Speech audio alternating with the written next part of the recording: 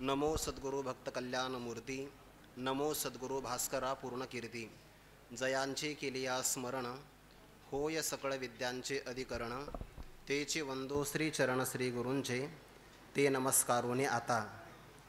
किती वेळा खादला दगा, अजूनी कागा जागशीना. लाज नाही हिंडता गावे, दुःख नवे नित्य नित्य. सव चोरा हाती फाशी, देखता कैसे न देखती. तुका मने सांडिती वाट तळपट करावया. लाज नाही हिंडता गावे, दुःख नवे नित्य नित्य. प्रस्तुत प्राप्त प्रसंगी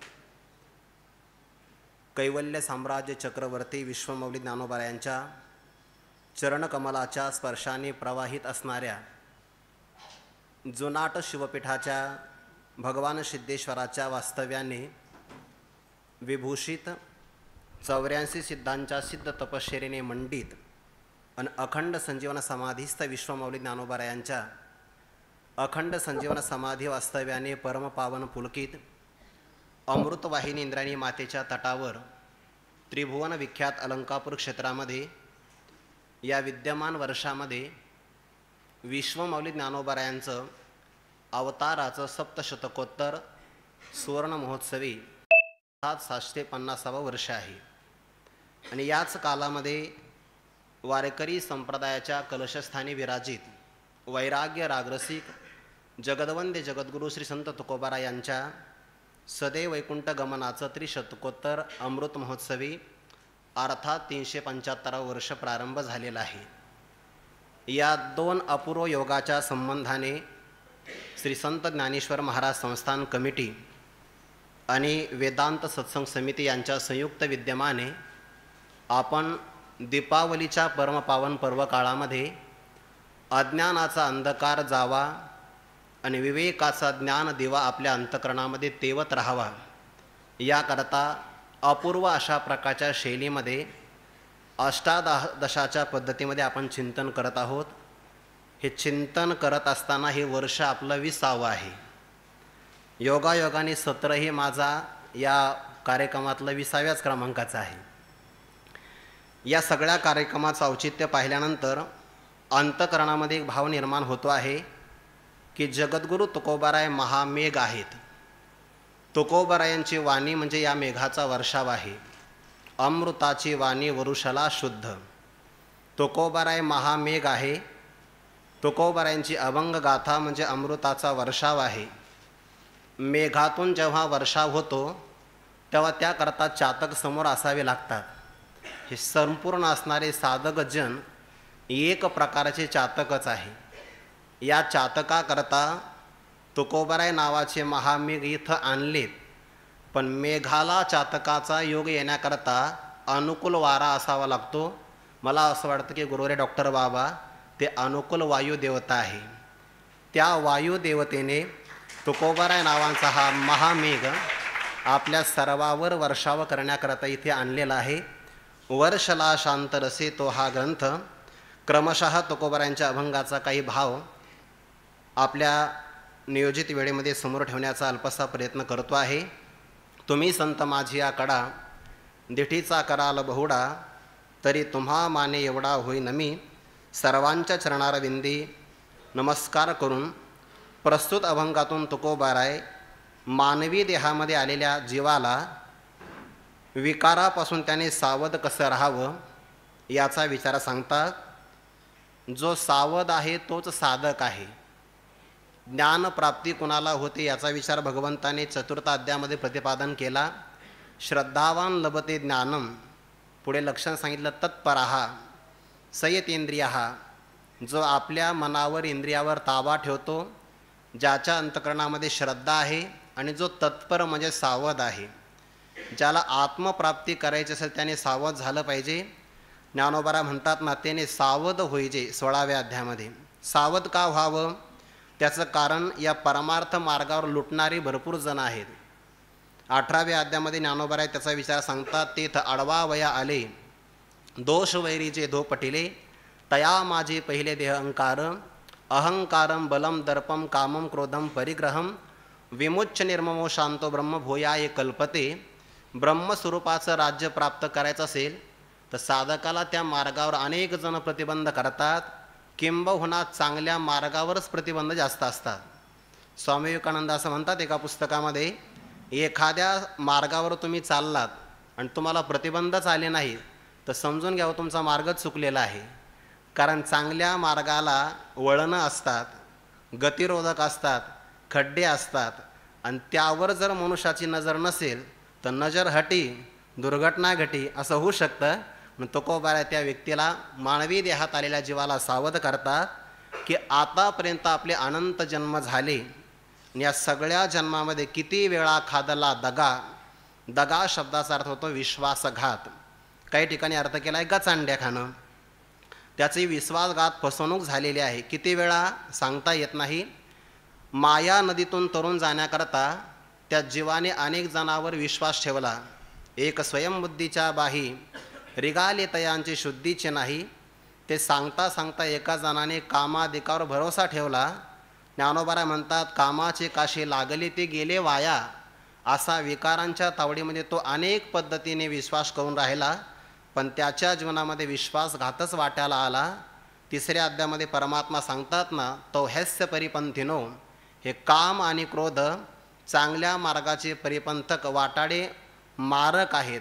हे ज्ञाननिधीचे भुजंग, भजन विषयदरीचे वाघ, भजन मार्गीचे मांग मारक जे, यांच्या विसंबून राहिल्यानंतर किती वेळा खादला दगा, किती वेळा आपला विश्वासघात झाला, पण अजून का जागशीना, अजूनही तू जागृतीला प्राप्त होत नाही. वेदाचं प्रमाण आहे उत्तिष्ठत जाग्रत प्राप्य वरांनी बोधत. आपल्याला वेद जागा करतो, संत जागे करतात, उठा जागे व्हारे आता, पण अजूनही तू मात्र जागा होत नाहीस. का बरं? बहुतेक तुला मागे घेतलेल्या दुःखाचं विस्मरण झालेलं आहे. लाज नाही हिंडता गावे, दुःख नवे नित्य नित्य ते. आपण जीवाचा हा प्रवास आहे. जीवाला अनेक प्रकारचे मुक्काम करावे लागतात. या ईश्वरीय सृष्टीमध्ये जीवाच्या मुक्कामाची संख्या फार मोठी आहे. जवळपास 84 लाख प्रकारचे देह हे जीवाचे मुक्कामाचे गाव आहे. ज्ञानोबाराय सांगतात ना, पाहे पा शरीराची या गावा, म्हणजे शरीर हे त्याचं गाव आहे, आणि या गावामध्ये तो अनेक वेळा फिरतोच आहे. हिंडता भागलोगा लक्ष 84 गाव, 84 गाव लक्ष प्रकारामध्ये धावतो आहे. पण ते असूनही लाज नाही, काही त्याचं दुःख वाटत नाही. उलट प्रत्येक देहामध्ये, प्रत्येक जन्मामध्ये नवे नित्य नित्य दुःख त्याच्या अनुभवाला येत आहे. फक्त विषय बदलतात, देहाचा प्रकार बदलतो, पण आकर्षण मात्र तेच आहे. या सगळ्या विकारावर विश्वास ठेवण्याचा प्रकार दृष्टांत देतात पुढे. सव चोरा हाती फासे देखता कैसे न देखती. उदाहरण दिलाई सव चोराचं. प्रवासामध्ये एखादा व्यक्ती सावलीप्रमाणे आपल्याजवळ राहतो, पण प्रसंग आला की तो आपला घात करतो. ज्ञानोबाराय म्हणतात ना, परी तो सव चोराचा सांगात जैसा नावेक स्वस्त, जव नगराचा प्रांत सांडी जेना. जोपर्यंत आपण त्या नगराचा प्रांत सांडत नाही तोपर्यंत चोर आपल्याबरोबर राहतो, आणि एकदा गावाची हद्द ओलांडली की मग त्याचे असणारे पराक्रम प्रगट करतो.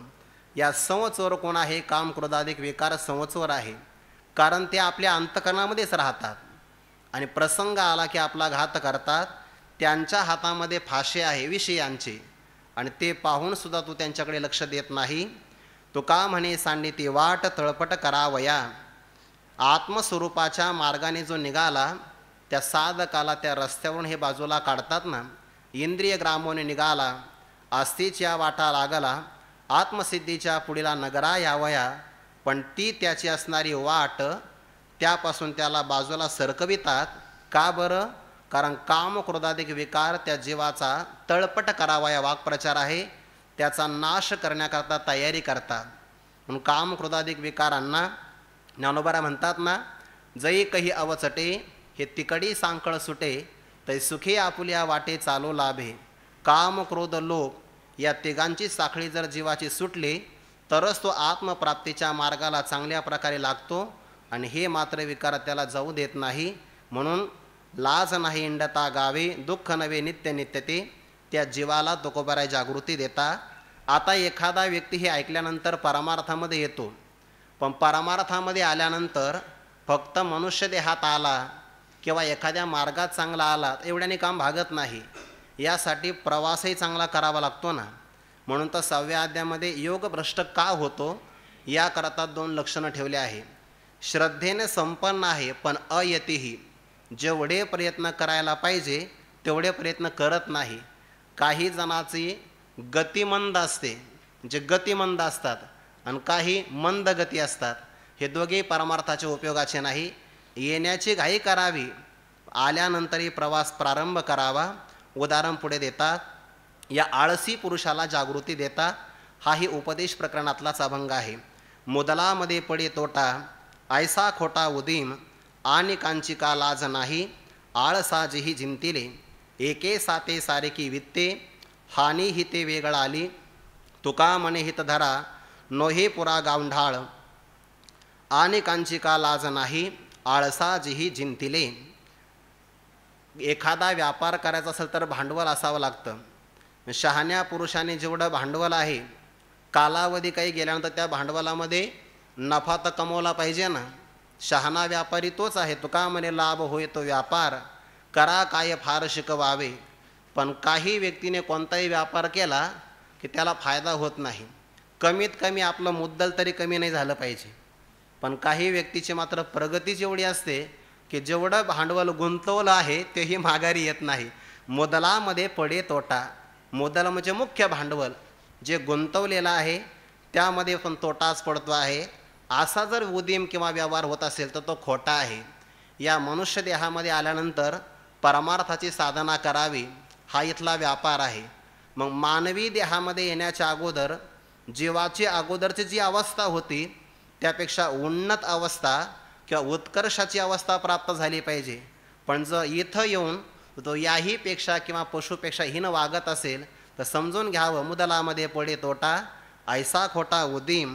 तुकोबाराय म्हणतात, इथे मात्र इतरांचा आदर्श घेतला पाहिजे. आणि कांची का लाज नाही, आळसाजीही जिंतिले. ज्यांनी आळसाला जिंकून घेतलेला आहे त्यांचं आचरण बघून तो या परमार्थामध्ये येऊन सुद्धा प्रमाद करतो आहे. तुला या गोष्टीची लाज कशी बरं वाटत नाही?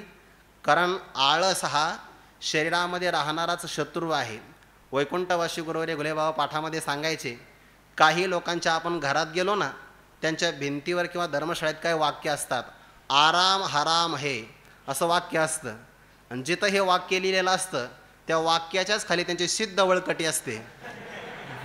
म्हणजे का सिद्ध का म्हटलं? कारण ते वर्षभर काढायचीच नाही, घडी घालायचीच नाही. आणि इतकी सिद्ध तपश्चर्या असते, यारे यारे लहान थोर, कोणी जरी आला की त्याला समाधीचं लागते. असं आळसाला जिंकावं लागतं. बघा, ज्याला प्रगती करायची त्याने आळसाचा परित्याग केलाच पाहिजे. आज आपण प्रत्येकजण ज्या स्थितीमध्ये आहोत ना, आपलं मन आपल्याला सांगू शकतं की या स्थितीपेक्षा आपली प्रगती निश्चित चांगली झाली असती, फक्त आपण आळस केल्यामुळे आपण तिथपर्यंत गेलो नाही. सगळ्यांचं मन सांगू शकतं. ज्यांनी आळसाला जिंकून घेतलं त्यांच्याकडे बघून तुला लाज का वाटत नाही? वास्तविक परमात्म्याने सगळ्यांना समानच दिला आहे ना. इथे आपण देहात आलो, हा एक बाजार आहे बघा. मृत्यूलोकीचे शेवटिले, हाट वेळे येणे झाले. हा मृत्यूलोकातला शेवटचा बाजार आहे मनुष्य देहाचा. इथे आल्यानंतर एक साते आपण सगळे एका बाजारात आलो आहे. सारखी वित्ते, सगळ्याकडे धन सारखंच आहे, इंद्रिय सगळ्यांना सारखीच आहे बघा, देह सगळ्यांना सारखाच आहे. परिस्थिती कमी जास्त असेल पण हे मात्र सारखंच आहे. पण तरीसुद्धा काहीची या ठिकाणी हानी होते आणि काहींचं मात्र हित होतं. हे का? हे आपल्या प्रगतीवर किंवा कर्मावर अवलंबून आहे. मग काय करावं? तुका म्हणे हित धरा, नोहे पुरा गावंढाळ. आपण तुका म्हणे नाशिवंत हे सकळ, आठवे गोपाळ तेची हित, किंवा तेची माझे हित करीते सकळ. किंवा हित म्हणजे कल्याण. त्या कल्याणाची व्याख्या ज्ञानोबा 6व्या अध्यायामध्ये सांगतात, हा विचारुनी अहंकार सांडीजे, मग असतीच वस्तू होईजे, तरी आपली स्वस्ती सहजे आपण केली. देहाचा अहंकार आत्मज्ञानाने घालवावा, म्हणजे आपण आपलं खऱ्या अर्थाने कल्याण केलेलंच आहे. याला म्हणतात हित, किंवा जिही सकळ भूतांची हिती. सप्तमी भक्ती जर घेतली तर सगळ्या प्राणीमात्रांचं हित परमात्मा प्राप्तीमध्ये साठवलेलं आहे, ते आपण धारण करावं. पुरा म्हणजे पूर्ण, गावंढाळ नोहे आपण पूर्ण आडाणी मात्र राहू नये अशा प्रकारचा विचार सांगितला. आता जो व्यक्ती संतांचा, वेदाचा आणि गुरुजनांचा निरूप समाजामध्ये प्रसारित करतो आहे, त्या कथा करणाऱ्या पुरुषांनाही तुकोबाराय निरोप कसा सांगावा याचा विचार पुढील अभंगातून सांगतात. निरोप सांगता न धरी भय न करी चिंता, असो ज्याचे त्याचे माथा, आपण करावी ती कथा, उतरावा भार किंवा न व्हावे सादर, तुका म्हणे वाहे धाक तया इह ना परलोक, असो ज्याचे त्याचे माथा, आपण करावी ते कथा. आपल्याला वेदाचा निरोप सांगायचा आहे. तुका म्हणे मज धाडिले निरोपा, मार्ग हा सोपा सुखरूप. इथे आपल्या सत्रामध्ये ना सत्र सांगत असताना श्रोत्यांचे उपकार फार मोठे आहे.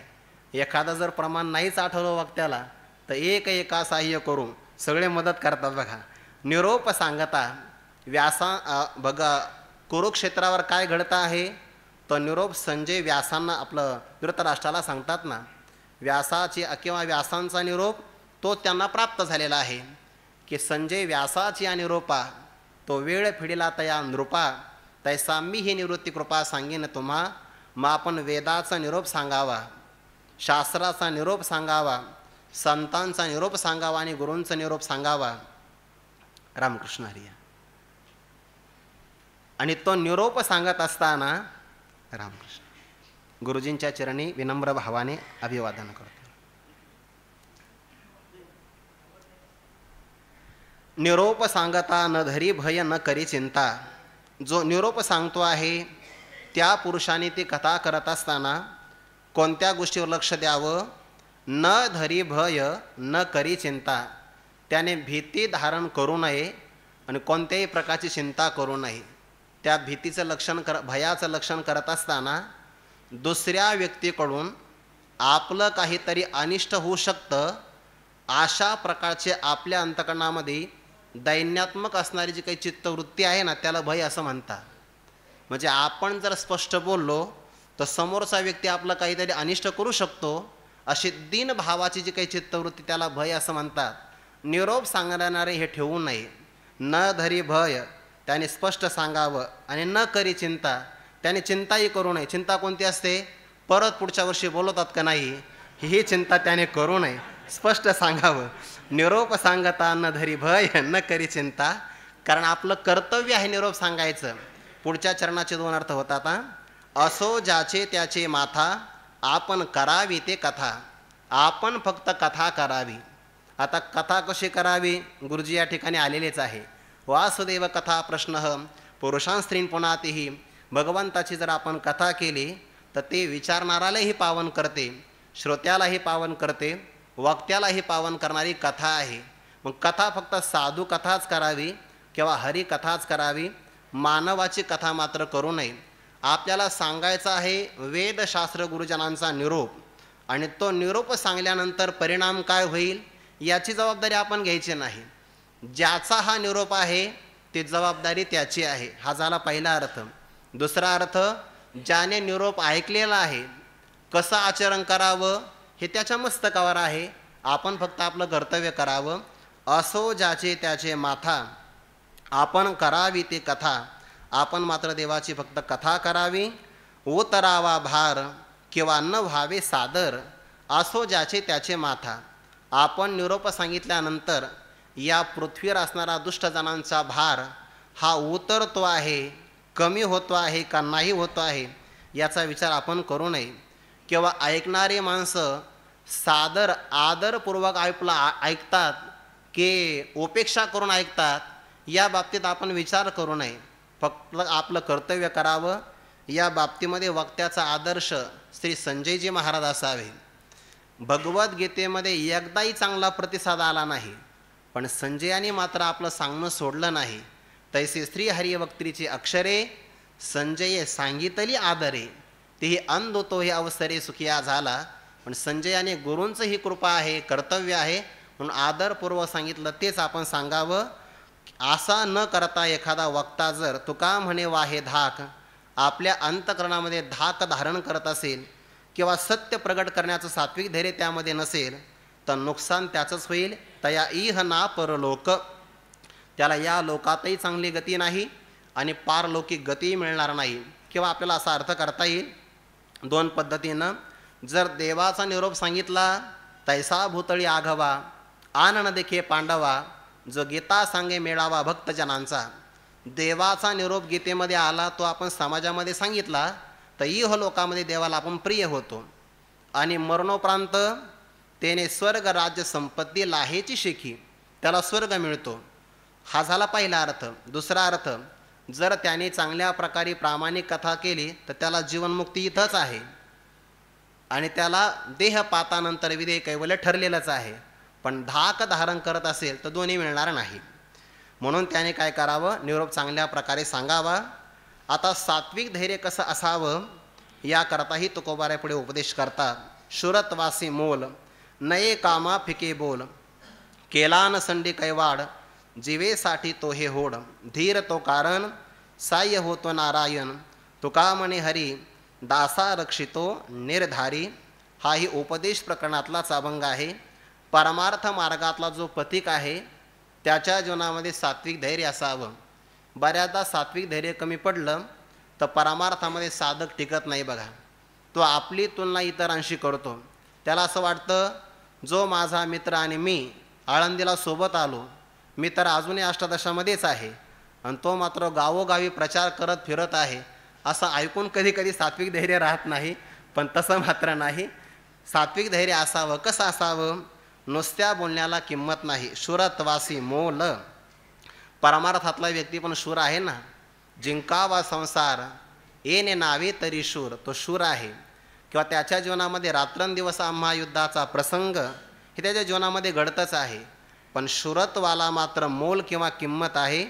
फिके बोल कामा नाही, वरवरचं असणारं बोलणं काही कामाचं नाही, त्याला संत समाजामध्ये किंमत मिळणार नाही. उलट त्याने प्रतिज्ञा केलेली आहे. मुमुक्षुची असणारी प्रतिज्ञा 15व्या अध्यायामध्ये सांगितली. तो मुमुक्षु प्रतिज्ञा करतो आहे, भवस्वर्गा उबगले मुमुक्षु योग ज्ञाना वळगले, पुढती नयो या निघाले पैजा जेथ. स्वर्गाला आणि संसाराला उबगले आहे. आता आम्ही पुन्हा पुनरावृत्तीला जन्माला प्राप्त होणार नाही अशी त्यांनी पैज मारलेली आहे. पण या पैजे प्रतिज्ञा केली तर त्याला जिंकावं लागतं ना. आणि परमार्थामध्ये द्यावं लागतं खोटं आणि मिळतं खरं. पण जीवेसाठी जीवत्वाच्या मोबदल्यामध्ये जीवत्वाचा बाध करायचा आणि परब्रह्माची प्राप्ती करायची. पण प्रतिज्ञेपर्यंत तो अडीग राहिला पाहिजे. केला कैवाड न संडी, केलेला त्याचा जो निर्धार किंवा निश्चय आहे त्याने तो टाकू नये. उलट आपल्याला जीवत्वही द्यावं लागलं तर ती प्रतिज्ञा पूर्ण करण्यासाठी त्याने मागे पुढं पाहूच नये. जीवत्व दिलं तरच परब्रह्मत्व प्राप्त होतं. परमार्थ मार्गामध्ये धैर्य असावं लागतं ना. धैर्य असेल तर परमात्मा सहाय्य करतो. धीर तो कारण सहाय्य होतो नारायण. धीर कशाला म्हणतात, धैर्य आणि अंतकरणाची वृत्ती आहे. आपले इंद्रिय, शरीर, अंतकरण किंवा बुद्धी हे सगळे शिथिल होऊन गेल्यानंतर सुद्धा पुन्हा त्यामध्ये उत्साह भरणारी जी वृत्ती असते, हजारो वेळा जरी अपयश आलं तर पुन्हा पहिल्यापासून पहिल्यासारखाच उत्साहाने प्रयत्न करायचा, याला धीर असं म्हणतात. आणि ज्याच्याकडे हे धैर्य असेल, धीर तो कारण सहाय्य होतो नारायण, परमात्मा त्याला सहाय्य करतात. तुका म्हणे हरी दासा रक्षितो निर्धारी. परमात्मा जे आपले दास आहे त्यांचं निश्चय आणि रक्षण करतो. आता पुढच्या अभंगामध्ये तो प्रकार येणार आहे. या 2-3 अभंगाच्या पुष्ट्यर्थ एक कथाभाग पुढं सांगतो. परमात्मा कसं रक्षण करतो या संबंधाने.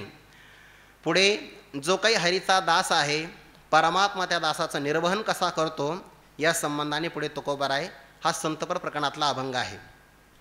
हरीचा दासा भय ऐसे बोलो तेही नये, राहोन या आड उभा देव पुरवी कोड.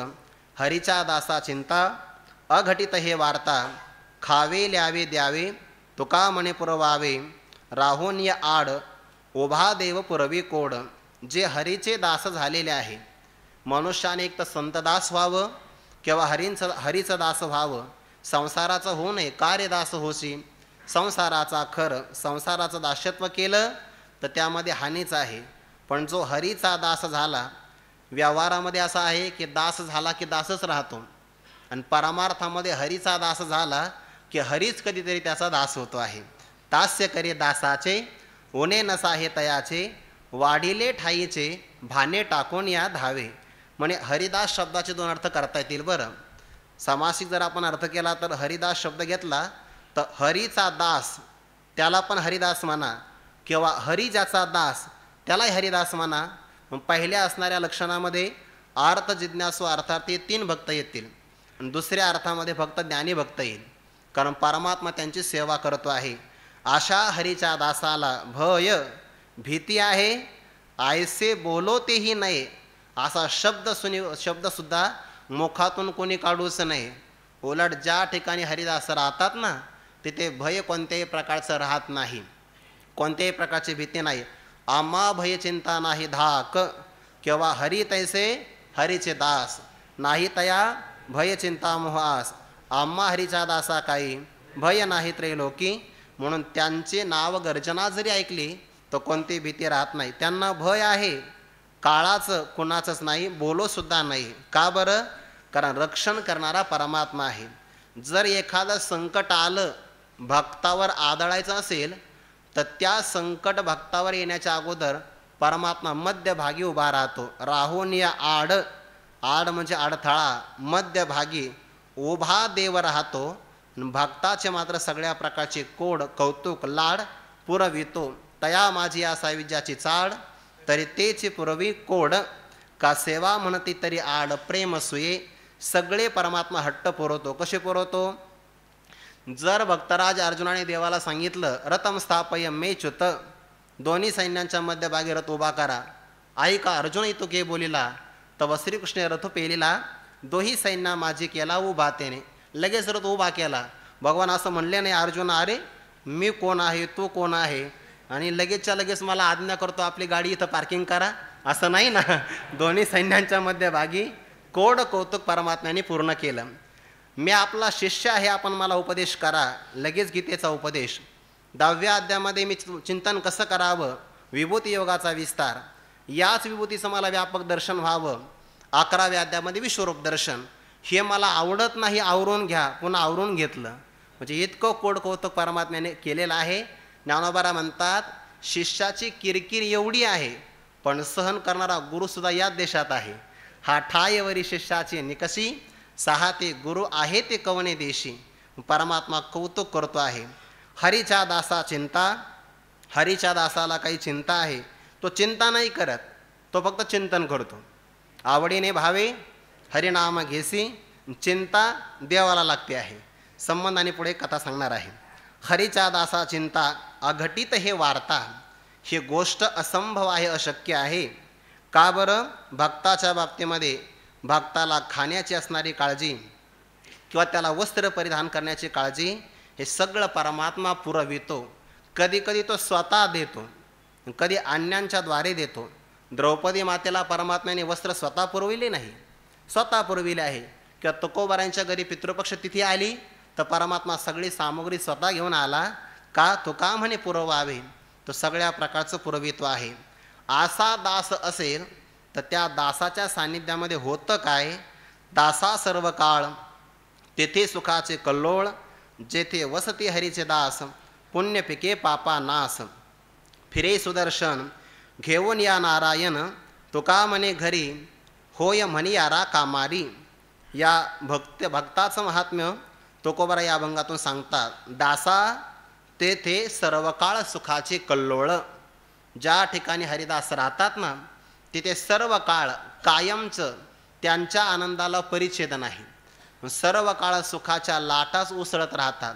जवळिकीची सरोवरे उचंबळली या कालवती परस्परे, मग तरंगाशी धावणारे तरंगची होती पडत आनंद कल्लोळाची वेणी. दासाच्या जीवनामध्ये सर्व काळ सुख आहे ना हे फक्त आध्यात्मिक व्यक्तीला राहू शकतं. एका चिंतकाला विचारलं की तुम्ही व्यावहारिक आहात का आध्यात्मिक आहात? तो मला मी आध्यात्मिक आहे. त्या व्यक्तीने प्रश्न विचारला पुरावा द्या. तुम्ही आध्यात्मिक आहे कशावरून? कारण सध्या लोकाला पुरावाच लागतो. पण तुम्ही आध्यात्मिक आहे याचा पुरावा त्या चिंतकाने उत्तर फार गोड दिलं. तो म्हणे मी कारणा वाचून आनंदी राहतो, माझ्या आनंदाला कारण लागत नाही. अन्न वस्त्र निवारा स्तुती सन्मान सत्कार अनुकूलता या कोणत्याही गोष्टीची मला अपेक्षा नाही. म्हणजे विषयावर माझा आनंद अवलंबून नाही आहे. जयाचे आत्मसंतोषी मन राहे. काय शब्द आहे ज्ञानोबारायांचा. म्हणजे त्याचा आनंद मनावर सुद्धा अवलंबून नाही आहे. कारण कधी कधी मन शुद्ध असतं, स्थिर असतं, तर कधी कधी मन चंचल असतं. आणि मनावर आनंद ठेवला तर तो काही कायमचा मिळत नाही. आत्मसंतोषी मन राहे म्हणून दासालाच खऱ्या अर्थाने हा आनंद आहे, कोणालाच मिळत नाही. त्यांच्या सान्निध्यात आला तर मग सगळ्यांना मिळतो. दासा सर्व काळ तेथे सुखाचे कल्लोळ, जेथे वसती हरीचे दास. ज्या ठिकाणी हरीचे दास वास्तव्य करतात, पुण्य पिके पापानाश.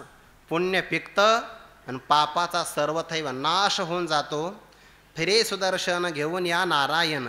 याचा अन्वय करावा लागतो बरं, नाहीतर मग सुदर्शन चक्र तर फिरतच आहे ना, तसा अर्थ नाही करायचा. नारायण सुदर्शन घेऊन या फिरे.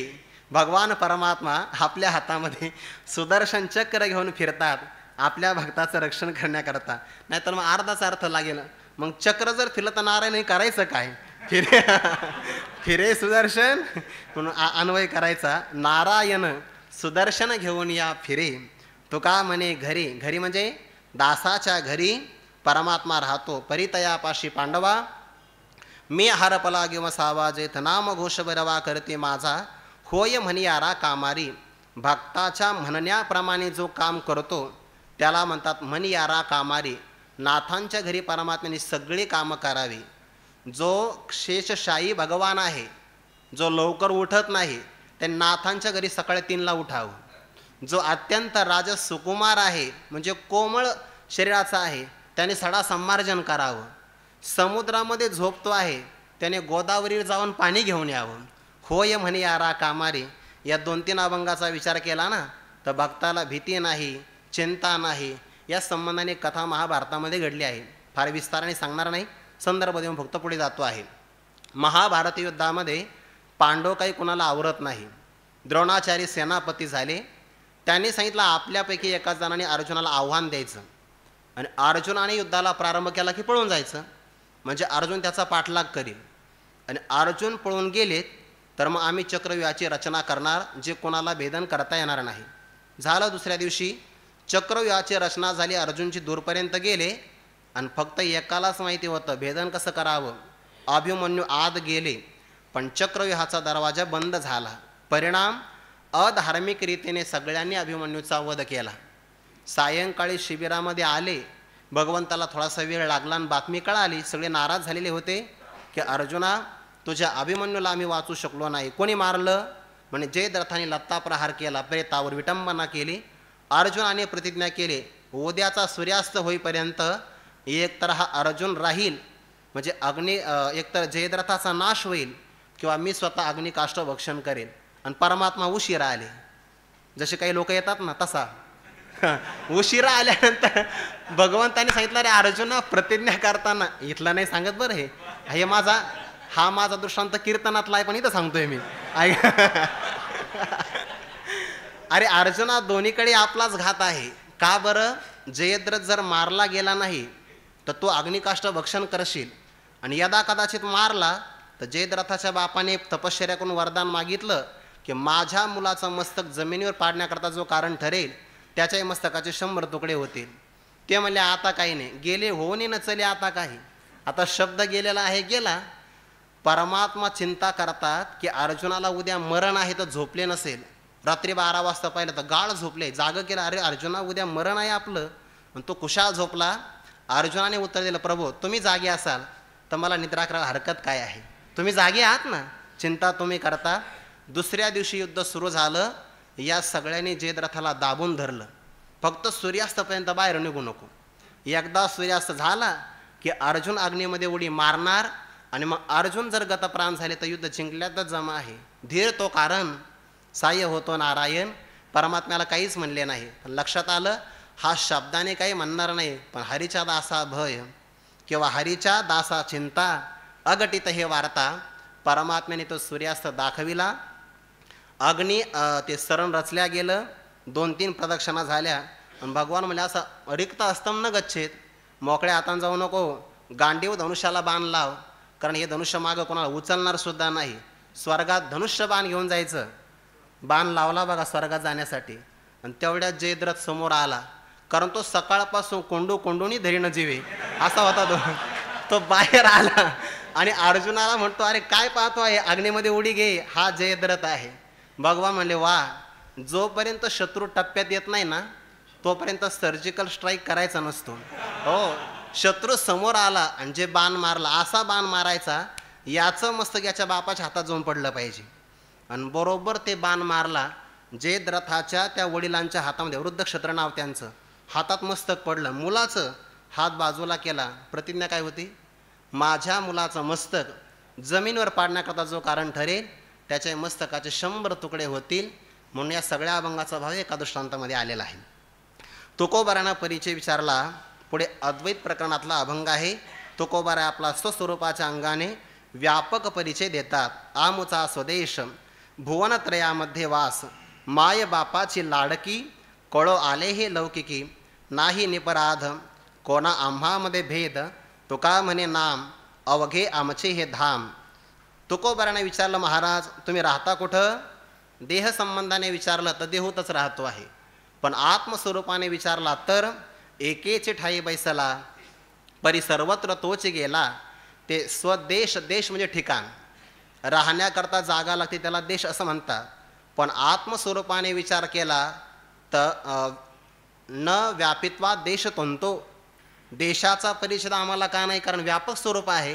म्हणून आमचा स्वदेश तुम्ही विचारत असाल तर भुवनत्रयामध्ये वास, सगळ्या त्रैलोक्यामध्ये आमचं वास्तव्य आहे. खरं तर ही भूमिका तुकोबारांची आपल्यासाठी आहे बरं, नाहीतर मूळ जर आपण सिद्धांत पाहिला ना तर आम्ही त्रैलोक्यात नाही आहे, त्रैलोक्य आमच्यात आहे. आम्ही जर त्रैलोक्यामध्ये असेल तर त्रैलोक्य आमचं अधिष्ठान होईल, पण तसं नाही आहे. उलट जग आमच्या स्वरूपावर आहे. म्हणून आमचा स्वदेश, पण ती कक्षा असते ना. भुवनत्रयामध्ये वास, माय बापाची लाडकी, कळो आले हे लौकिकी. लोकव्यवहारामध्ये आपण विचार केला तर लाडकी लेखमी संतांची, आम्ही देवाचे लाडके आहोत.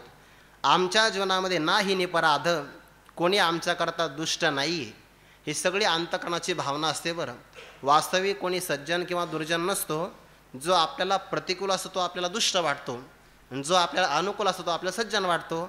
पण आमच्या जीवनामध्ये भेदच नाही ना, कोणा आम्हामध्ये भेद नाही. आमच्यामध्ये कोणामध्ये मग जड जडाचा, जड जीवाचा, जड ईश्वराचा, जीवा जीवाचा, जीव ईश्वराचा, 5 प्रकारपैकी कोणताही भेद आमच्यामध्ये नाही आहे. उलट असे आहे की भेदाच्या सापेक्ष अभेदही आमच्याकडे नाही. तुका म्हणे भेदाभेद गेला वाद खंडोनी. म्हणून आमचीच एक सत्ता आहे, अद्वितीय आहे ना, एकमेवाद्वितीयम ब्रह्म. म्हणून स्वगत भेद का नाही, अवयवच नाही. सजातीय भेद का नाही, आमच्यासारखं दुसरं कोणीच नाही. विजातीय का नाही, आमच्या सत्तेतलं कोणी नाही. म्हणून नाही निपराध कोणा आम्हामध्ये भेद, तुका म्हणे नाम अवघे आमचे हे धाम. भगवंताचं नाम हे आमचं परमविश्रांतीचं ठिकाण आहे. आता ज्या पुरुषाला भगवत कथेचा आनंद नाही, अशा पुरुषाची संगती आम्हाला नको. तुकोबारा पुढील अभंगातून उपदेश करून सांगतात. काय ढोरा पुढे घालून मिष्टान्न, खराशी लेपन चंदनाचे, नको नको देवा खळाची संगती, रस ज्या पंगती नाही कथे, काय शेजबाज माकडा विलास, अलंकार नास करुणी ठेवी टाकी. तुका म्हणे काय पाजुनी नवनीत, सर्पाविषथित अमृताचे, नको नको देवा खळाची संगती. खळाची संगती उपयोगासी नये, आपण अपाय त्याच्या संगी. किंवा देवशी नारदजी असं म्हणतात ना, स्त्री धन नास्ती कवैरी चरित्रम न श्रवणीयम. यांचं चरित्र कधी ऐकू नये, यांच्या संगतीमध्ये राहू नये. जर आपण दुष्टाच्या संगतीत राहिलो ना तर विनाकारण आपल्याला त्रास भोगावा लागतो. ते जानकी मातेचं अपहरण कोणी केलं, रावणाने. आणि सेतुबंधन कोणावर घडलं, समुद्रावर. काही घेणं देणं, म्हणजे फक्त दुष्टाच्या जवळ राहिल्यामुळे सुद्धा एवढा त्रास होतो आहे. उदाहरण देता, जनावराच्या समोर जर आपण मिष्टान्न घातलं तर त्याला त्याची काय चव आहे. किंवा चंदनाचे लेपन खरासी काय, खरं म्हणजे गाढव. गाढव, एका व्यक्तीने दया आली, पण एक गाढव सकाळपासून काम करत आहे, काहीच नाही, वाळूचे पोते वाहत आहे. मग याला उकिरड्यावर आणण्याची सवय आहे, पण मलयगिरी चंदनाची एखादी त्याला झलक लागावी, आणि म्हणून त्याने उदार मनाने चंदनाचं लेपन केलं. त्याला काय आहे, काही किंमतच नाही ना. तो पुन्हा उकिरड्यावर जाऊन लोळतच असतो. तशा प्रकारे नको नको देवा खळाची संगती, ज्या व्यक्तीला ज्या गोष्टीची किंमत नसते त्या संगतीमध्ये राहू नये. जो जेथीचे गौरव नेणे तयाशी ते भिंगुळवाणे, त्याला त्याचं काही महत्त्व नसतं. खळाची संगती देवा नको नको, विवार सांगतात बरं, देवा कशाही प्रकारे नको, म्हणजे नको नको मग इथंही नको दुसरीकडेही नको, नको नको देवा खळाची संगती. का बरं? ज्या कथे पंगती रस नाही. पंगत म्हणजे ओळ. यांच्या सान्निध्यामध्ये किंवा यांच्या ओळीत बसल्यानंतर कथेचा रस आपल्याला मिळतच नाही. कारण रस म्हणजे आनंद आहे, उलट यांच्यामुळे रसभंग होतो. हे खरं तर ज्याला कथेचा रस कळाला ना त्याला विक्षेप नाही सहन होत बघा. कधी कधी एखादा वक्ता चांगला असतो, हे बाहेर गावाचा आहे, इथलं नाही आहे, पण कधी कधी जर त्याला प्रतिसाद नाही मिळाला तर त्याला असं वाटतं हे दावं घेतलेलं बरं का. रस ज्या पंगती नाही कथे, का एवढ्या तयारीने तो बिचारा प्रवास करून जातो आणि समोर प्रतिसाद नाही मिळाला तर काय करणार आहे ना. म्हणून अरसिकेशु कवित्व निवेदन शिरसी मालिक मालिक मालिक. जे अरसिक आहे ना त्याच्या समोर कवित्व निवेदन करण्याचा प्रसंग, ब्रह्मदेवा माझ्या मस्तकावर कधीच लिहू नको, बाकी तुला काय दारिद्र्य लिहायचं लिही, पण ज्याला अरसिक व्यक्ती आहे ना त्याच्यासमोर कवित्व निवेदन करण्याचा प्रसंग मात्र माझ्या मस्तकावर लिहू नको. नको नको देवा खळाचे संगती, रस ज्या पंगती नाही कथे. आणखीन एक उदाहरण देतात पुढे. काय शेजबाज माकडा विलास. एखादं माकड आहे, चंचल आहे, मरकट म्हणतात त्याला, त्याला शेज शय्या काय कळणार आहे, बाज म्हणजे पलंग काय कळणार आहे, अलंकाराचं महत्त्व काय कळणार आहे. नास करूनही टाकी, ते सगळ्याचे तुकडे तुकडे करून टाकतं, त्याला काही किंमत नाही. तुका म्हणे काय पाजोनी नवनीत, सर्पा विषथित अमृताचे. नवनीत म्हणजे लोणी किंवा नवनीत शब्दाचा दूध असा अर्थ घेतलेला आहे. सर्पाला जर आपण दूध पाजलं तर सर्पा दुग्ध पान करू नये. खरं असंही सापाला दूध पचतच नाही, पण मग हे सर्प पकडणारे जे माणसं असतात ना ते सापाला उपवाशी ठेवतात. नाईलाज म्हणून त्याला ते दूध प्यावं लागतं. दूध पिलं की त्याला एक रोग होऊन जातो, पण त्याला पाजलं की विष होतं ना. म्हणजे आपण काय केलं, त्याला दूध पाजून त्याच्या अंगात विषाचं प्रमाण वाढवलं. सर्पाला दूध पाजून काही फायदा नाही, कारण सर्पा विषथित अमृताचे. अत्यंत मधुर असणारं दूध किंवा अमृत, कधी कधी अमृत शब्द दूध आणि दूध वाचक येत असतो, त्या अमृताचं मात्र सर्पाच्या अंगामध्ये विष होतं. आशांची संगती नको. मग कोणाची संगती पाहिजे? हा जो पुढील अभंग आहे ना, हा अभंग म्हणजे आपला अष्टादशा आहे. समोरचा अभंग म्हणजे आपला अष्टादशाचं सगळं काही प्रात्यक्षिक आहे. मग आशाची संगती आम्हाला द्यावी. आनंदे एकांती प्रेमे वसंडत, घेऊ अगणित प्रेम सुख, गौप्य धन नये वारा लागो यास, पाहो नेदो वास दुर्जनाशी, जनी दृष्टी लागे आवडीच्या रसा, सेवू जिरे तैसा आपणाशी. तुका म्हणे हे बहु सुकुमार, न सहावे भार वचनाचा. आम्ही करणार काय? ते संगती किंवा सख्यत्व होण्याकरता ना दोन गोष्टी चांगल्या असाव्या लागतात. समानशीले व्यसने सुसख्यम. मुळात शब्द तो असा आहे बरं, सुसख्यम. ज्याचा स्वभाव समान आहे आणि ज्याची आवड समान आहे त्या दोघांमध्ये चांगली मैत्री होते. परमार्थामध्ये मच्चित्ताः मदगत प्राणाः बोधयंत परस्परम असे दोन महात्मे योग्यतेचे पाहिजे. चित्त एकाच विषयाला ग्रहण करणारं, जगण्याचं साधन प्राण ज्यावर जगतो आहे. कधी कधी आपला प्राण हवेवर जगतो की नाही, त्यांचं तसं नाही. कथा ऐकायला भेटली की ते जगतात. चित्ते मेची झाले मियाचे प्राणे धाले. आणि असे दोन महात्मे एकत्र आले तर मग ते अनेक जरी असेल तरी एकांतच आहे. मधुसूदन सरस्वतींनी अरती ही जनसंसदी या पदावर व्याख्यान करताना असं म्हटलं आहे की सगळ्यांचा विषय जर एक असेल आणि असे अनेक जण जरी असेल तरी तो एकांत असतो. एक विषय तो सगळ्यांचा हरी. म्हणून हा सुद्धा आपला एकांतच आहे, कारण एका परमात्म्यामध्ये याचा शेवट होणार आहे. हा एकांत आहे. आणि मग कसं राहायचं? आनंदे प्रफुल्लित राहायचं. जरी दुसऱ्या पंक्तीला क्रमांक मिळाला तर रडायचं नाही. आनंद एकांती एकांतात राहायचं. प्रेमे ओसंडत. अंतकरणातलं प्रेम हे ओसंडून वाहत आहे. या आनंदाने आम्ही करणार काय? घेऊ अगणित प्रेम सुख. भक्ती प्रेम सुखाचं आस्वादन किंवा आम्ही ग्रहण करणार आहे, पण शब्द वापरला बरं अगणित, याला मोजता येणार नाही. देशे काळे वेदानुवादा, ज्या सुखाची न करवे मर्यादा, त्या सुखाची सुखसंपदा मदभक्त सदा भोगीती. ते विचारसागरातल्या 5व्या तरंगामध्ये ना आनंद कोणाला किती मिळतो या संबंधाने तो प्रकार आलाय बघा. किंवा पंचदशीकारांनी श्लोक दिला आहे, युवा रूपीचे विद्यावान निरोगो दृढचित्तवान सैन्योपेत सर्व पृथ्वी वित्त पूर्णाम प्रपालयन.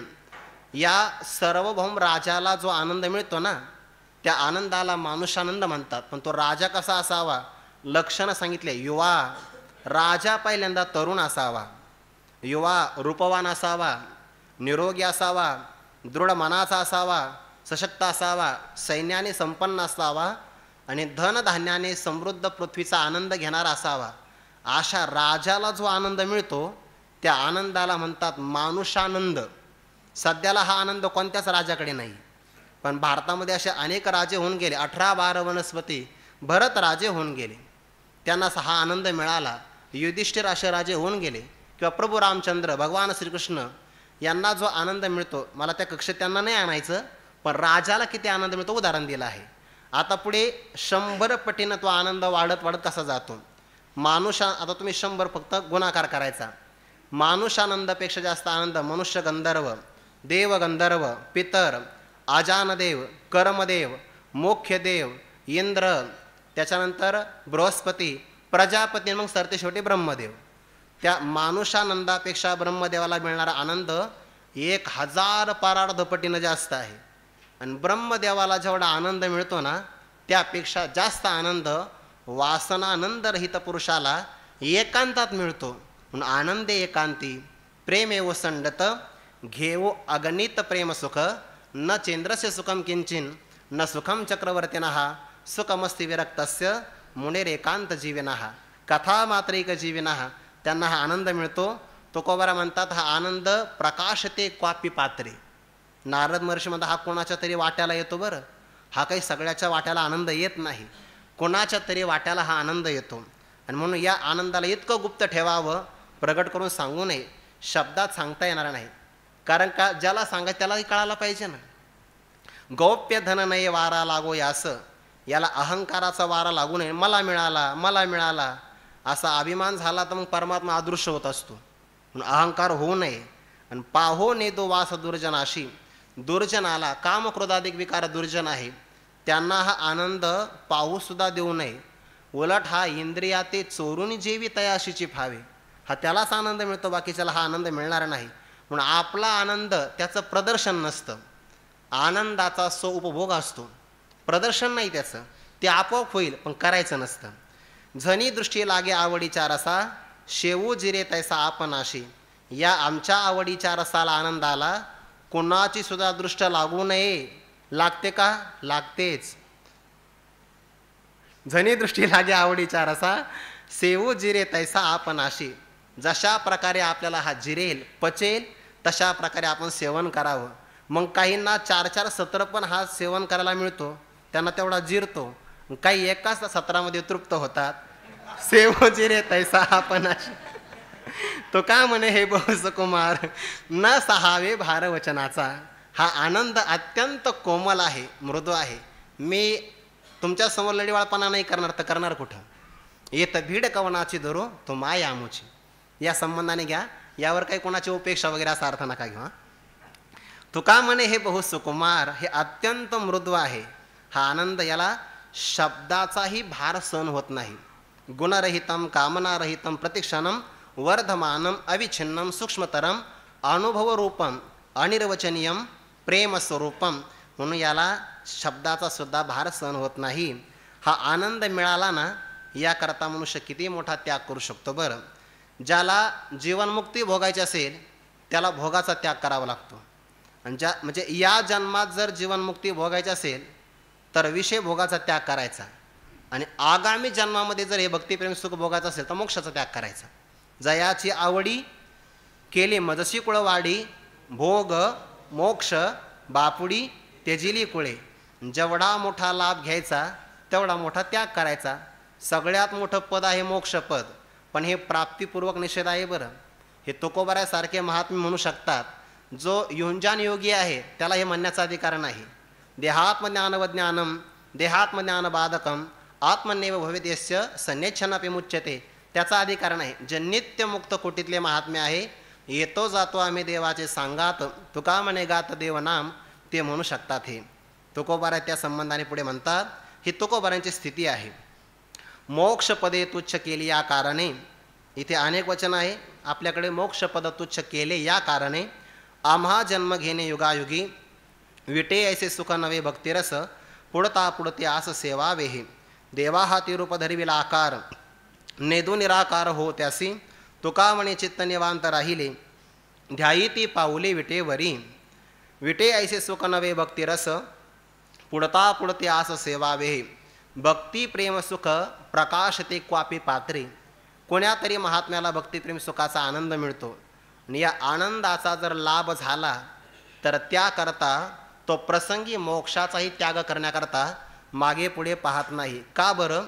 ज्याला मोक्ष मिळाला त्या मोक्षाचं स्वरूप आहे जन्माभाव, जन्माचा अभाव होऊन जातो. नस पुनरावर्तते नस पुनरावर्तते. एका जीवनामध्ये या भक्तिप्रेम सुखाचा आस्वाद घेतला तर ती इच्छा मात्र आगामी जन्मासाठी पुन्हा शिल्लक राहते. आणि म्हणून जर आपल्याला मोक्ष भक्तिप्रेम सुखाकरता प्रतिबंध करत असेल तर तुकोबारा म्हणतात, मग यासाठी मोक्षपद तुच्छ केले या कारणे, या भक्तिप्रेम सुखाच्या आनंदासाठी आम्ही मोक्षपदाला सुद्धा झिडकारतो. जया भक्तीची येतुली प्राप्ती, जे कैवल्या ते परवते सर म्हणती, जयांची लिले माझी नीती जियाली दिसे. चालती बोलते ज्ञानेश्वरी, म्हणजे दादा आपल्या पाठाला आलेले आहे 17ला. यासाठी आम्ही त्या मोक्ष शब्दाची एक गोड व्याख्या मी काल परवा वाचली. बरं, खूपच गोड आहे, अतिशय भावपूर्ण आहे. मोक्ष शब्दामध्ये 2 शब्द आहे ना, मो आणि क्ष. आपलं क्ष, तर मो शब्दाचा अर्थ होता मोह आणि क्ष म्हणजे क्षय. ज्यामध्ये मोहाचा क्षय होतो ना कारणासहित, त्याला म्हणतात मोक्ष. मो म्हणजे मोह, क्ष म्हणजे क्षय. मोहाचा नष्ट मोह हा, त्याला म्हणतात मोक्ष. आणि ते पद आहे, पण ते आम्ही झिडकारलं. कोणतं कारण? कारण दुसऱ्या चरणात येणार आहे. पहिल्यांदा मोक्षपदाला तुच्छ केलं, नंतर आम्हा जन्म घेणे युगायुगी, आम्हाला प्रत्येक युगायुगामध्ये चौयुगाचा भक्त नामा उभा कीर्तनी. देव जर प्रत्येक युगात येत असेल तर आम्ही देवाच्या सोबतच येणार आहे. या कारणे मोक्षपद तुच्छ केले. पण कारण कोणतं? मोक्षालाही बाजूला सारलं, पुन्हा आम्हाला जन्म प्रत्येक युगामध्ये घ्यायचा आहे. कशासाठी? भक्तिरस सेवन करण्यासाठी. काय अपूर्वता आहे? विटे आयसे सुख नवे भक्तिरस. 2-3 अर्थ करता येतील. विटे स्वल्पविराम दिला तर विषयाचं सुख आहे की जे विटे, विटे ऐसे नव्हे असा जर अर्थ घेतला, विटे ऐसे सुख नव्हे, तर मग ते मोक्ष सुख आहे. आणि पुढता पुढते आस सेवावे हे पुन्हा विटे ऐसे सुख नव्हे तर ते भक्तिरस आहे. तिन्ही पण साखळी आपल्याला लावता येईल. विटणारं विषयाचं, न विटणारं अविट मोक्ष सुखाचं, पण जे मात्र प्रतिक्षणम वर्धमानम, हे मात्र पुढता पुढते आस सेवावे हे ते भक्तिरस आहे. म्हणून आमची जर इच्छा पुन्हा पुन्हा असेल तर आम्ही पुन्हा पुन्हा येऊ शकतो. म्हणून मोक्षपद तुच्छ केले या कारणे. पण या भक्तीचा आनंद भोगण्याकरता त्रिपुटी लागते ना. भक्त्यर्थम कल्पितम द्वैतम अद्वैतादपि सुंदरम, की भक्ती सुखा लागी आपण पेचितो ही भागी, वाटोन या अंगी सेवकै बाणे. परमात्मा असं म्हणतात, तया संघाचे सुरवाडे, मज विदेहा दे धरणे घडे, किंबहुना आवडे निरूपम. मग त्याच्याकरता मी अवताराला येतो. भक्तीचं ऋण झालं की परमात्म्याला यावं लागतं. देवा हा तिरूप धरविला आकार, हा निराकार असणारा परमात्मा निर्गुण निराकार आहे. पण भक्तीच्या जोरावर आणि लाही रूपा बळे, करुणे खडे हरिदासी, मज विदेहा देह धरणे घडे, होका जयाच्या प्रीती, अमूर्त आला हा व्यक्ती, मज एकवंकीय स्थिती आवडत असे. पण त्या परमात्म्याला आम्ही बळजबरीनं निराकार असताना आमच्या भक्तीच्या जोरावर आकार धरण्याकरता भाग पाडलं. मग किती आकार? भागवतामध्ये 24 अवतार सांगितले, मुख्य 10 अवतार सांगितले. हे सगळे अवतार भक्ताकरताच आहे. सगळे ते वेळी आपुले आचेनी काय वारे, मी साकार होणे अवतरे, देवा हाती रूप धरविला आकार. पुन्हा आता त्याला भक्तीची चटक लागल्यानंतर पुन्हा निराकार स्वरूपामध्ये आम्ही जाऊ देणार नाही. पुन्हा पुन्हा देवाला आम्ही भाग पाडणार की अवतारालाच यावं. पण आता वर्तमान काळात तुकोबाराय तुम्हाला या भक्तिसुखाचा आनंद आहे. चित्त काय करतंय? तुका म्हणे चित्त निवांत राहिले. ध्यायिती पाऊले विटेवरी. विटेवर परमात्म्याने समपाय करकटी असा जो आकार धारण केला आहे त्याच आकाराचं आमचं चित्त निवांत स्वरूपाने ध्यान करतं म्हणून ते शांतही झालेलं आहे. अर्थात या चित्ताला आता कोणत्या विषयाची अपेक्षा नाही. इथपर्यंत या प्रेमसुखाचं महत्त्व सांगितलं. आता कीर्तनाची मर्यादा कशी सांभाळावी तुकोबारा या संबंधाने पुढे उपदेश करतात. नको बोलो भांडा खिळ घालून बैसे तोंडा.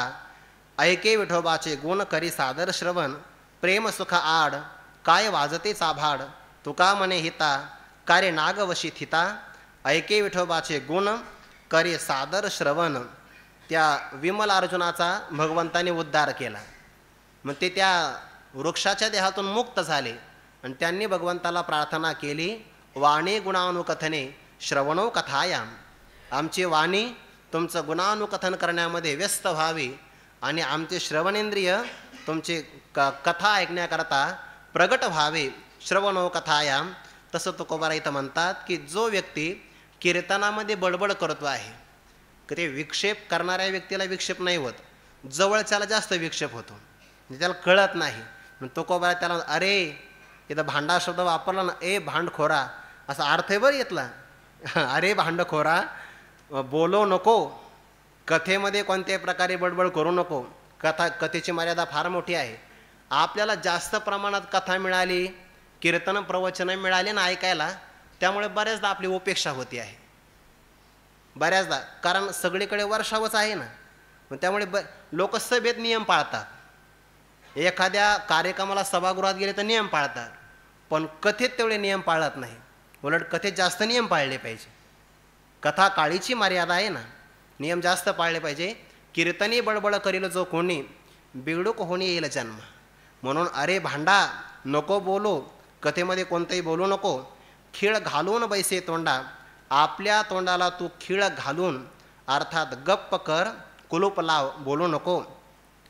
ऐके विठोबाचे गुण ऐकायश श्री अवदार्य. ज्ञान वैराग्य ऐश्वर्य हे साही गुणवर्य वसती जेथ. अशा माझ्या विठोबाचे गुण श्रवण सादर करी ऐके. अतिशय आदरपूर्वक ते गुण श्रवण करावे. कारण परमात्मा नेत्रेंद्रियातून नाही, कानाच्याच प्रवेशातून बिळातून हृदयापर्यंत जातो ना. प्रविष्ट कर्ण रंध्रेन स्वानाम भाव सरो रुहम. किंवा ज्ञानोबारे सुद्धा म्हणतात 11व्या अध्यायामध्ये, या गीता नावाच्या तीर्थात प्रवेश करायचा असेल तर मग श्रवणाच्या दरवाजातून जावं लागेल. येत श्रवणाचे निद्वारे तिरतिरिगता सोपारे. किंवा रुक्मिणी मातेनं भगवंताचं सौंदर्य ऐकलं ना, श्रुत्वा गुणान, ते गुणच ऐकले की नाही आणि लगेच भगवंताकडे चित्तवृत्ती आकृष्ट झाली. आपण जर कौंडण्यपूरला गेलो ना, आजही त्या अंबिका मातेचं मंदिर इतकी देखणी मूर्ती आहे आणि भगवान परमात्म्याने रुक्मिणी मातेचं स्वयंवर ग्रहण केलं. ते अजूनही पळून जाण्याकरता जी खिडकी आहे ना, ती जशाच तशीच आहे बघा. हे सगळं कशामुळे? ऐके विठोबाचे गुण करी सादर श्रवण. त्या श्रवणामध्ये प्रेम आदर असावा. प्रेम सुख आड काय वाजते चाभाड. चाभाड म्हणजे व्यर्थ बडबड. तुझं असणार हे चर्म तोंड का बरं बोलता आहे. प्रेम सुखाच्या मध्यभागी याला येऊ देऊ नको. कारण कथेमध्ये अनायासे स्वतःसिद्ध असलेलं हित होत आहे बरं. थिता शब्दाचे अर्थ दोन आहे. एक आहे व्यर्थ आणि दुसरा आहे निश्चित. म्हणजे आपलं कथेमध्ये निश्चित हित होत आहे, पण असं असतानाही कथेत तू बडबड करतो तर स्वतःला का नागविशी, स्वतः का बरं फसवल्या जातोस, स्वतःला फसवू जाऊ नको. आता पुढे वरवर असणारी दांभिकता काहीच उपयोगाची नाही. सोंग जे आहे ते फार काळ टिकत नाही. तुकोबाराय पुढे सांगतात, अति झाली उत्तम वेश्येचे लावण्य परिते सवाशिन न म्हणावी. उचित अनुचित केले ठाया ठाव गुणामूल वाव थोरपण. शुरत्वा वाचून ईश्वरा माझी ठाव नाही आविर्भाव आणिलिया. तुका म्हणे सोंग पोटाची कमाई कारण कमाई विन नाही. म्हणजे सोंग केलं तर फार तर पोट भरेल, पण आपल्याला परमार्थ लाभ मात्र होणार नाही. उदाहरण दिलं आहे, वेश्येचे लावण्य अतिउत्तम झाले. एखादी वेश्या आहे त्याचं लावण्य आकृष्ट करणारं आहे, पण पतिव्रता माऊलीप्रमाणे ती सुवासिनी किंवा सवासिन आहे असं मात्र म्हणू नये, कारण पतिव्रतेचा अधिकार फार मोठा आहे. उचित अनुचित केले ठाया ठाव. उचित काय आहे, अनुचित काय आहे, योग्य काय अयोग्य काय, किंवा योग्य ठिकाण कोणतं अयोग्य कोणतं, असा शास्त्राने विचार केला आहे. आणि त्यावरून गुणामूल गुणाला किंमत आहे आणि थोरपण मात्र व्यर्थच आहे, त्याला किंमत नाही. किंमत मात्र गुणाला आहे, सद्गुणाला. एखादा व्यक्ती शुरत्व अंगामध्ये नाही आहे, पण शुरा माझी गप्पा मारत असेल तर ठाव नाही. तो उत्तर वैराटीचा राजा, तो आला आणि तो मला जर रथ मिळाला असता ना तर मी पराक्रम गाजवला असता. द्रौपदी माता त्याला म्हटली, इथं बृहन्नाडा आहे बघा, तो सारथ्य कर्म चांगला करतो. नाईलाज झाला आणि गेला. 11 उक्षणी सैन्य पाहिलं. अर्जुनाला तो म्हटलंय रथ माघारी फिरवा, यू टर्न घ्या. का? मी माझ्या बापाला एकटाच आहे, हे अगोदर सांगायचं ना. शुरत्व वाजून ईश्वरा माझे ठाव, नाही आविर्भाव आणिल्या. असा आविर्भाव आणला तर त्याचा उपयोग काही होणार नाही. तो का म्हणे सोंग पोटाचे उपायी, कारण कमाई विन नाही. सोंग केलं दांभिकतेनं पोट भरतं, पण दैवी संपत्ती कमावल्याशिवाय मात्र आपलं उद्धाराचं कारण म्हणजे कार्य होणार नाही. आता जो व्यक्ती आतमध्ये शुद्ध असतो त्याला समाजामध्ये मान्यता मिळते, बाकीच्याची मात्र चेष्टा होते. तो कोबार आहे तो भाग उपदेशातून पुढच्या अभंगातून सांगतात. शुरा साजती हतियारे, गांढ्या हसतील पोरे, काय केले विटंबन मोती नासिका वाचून.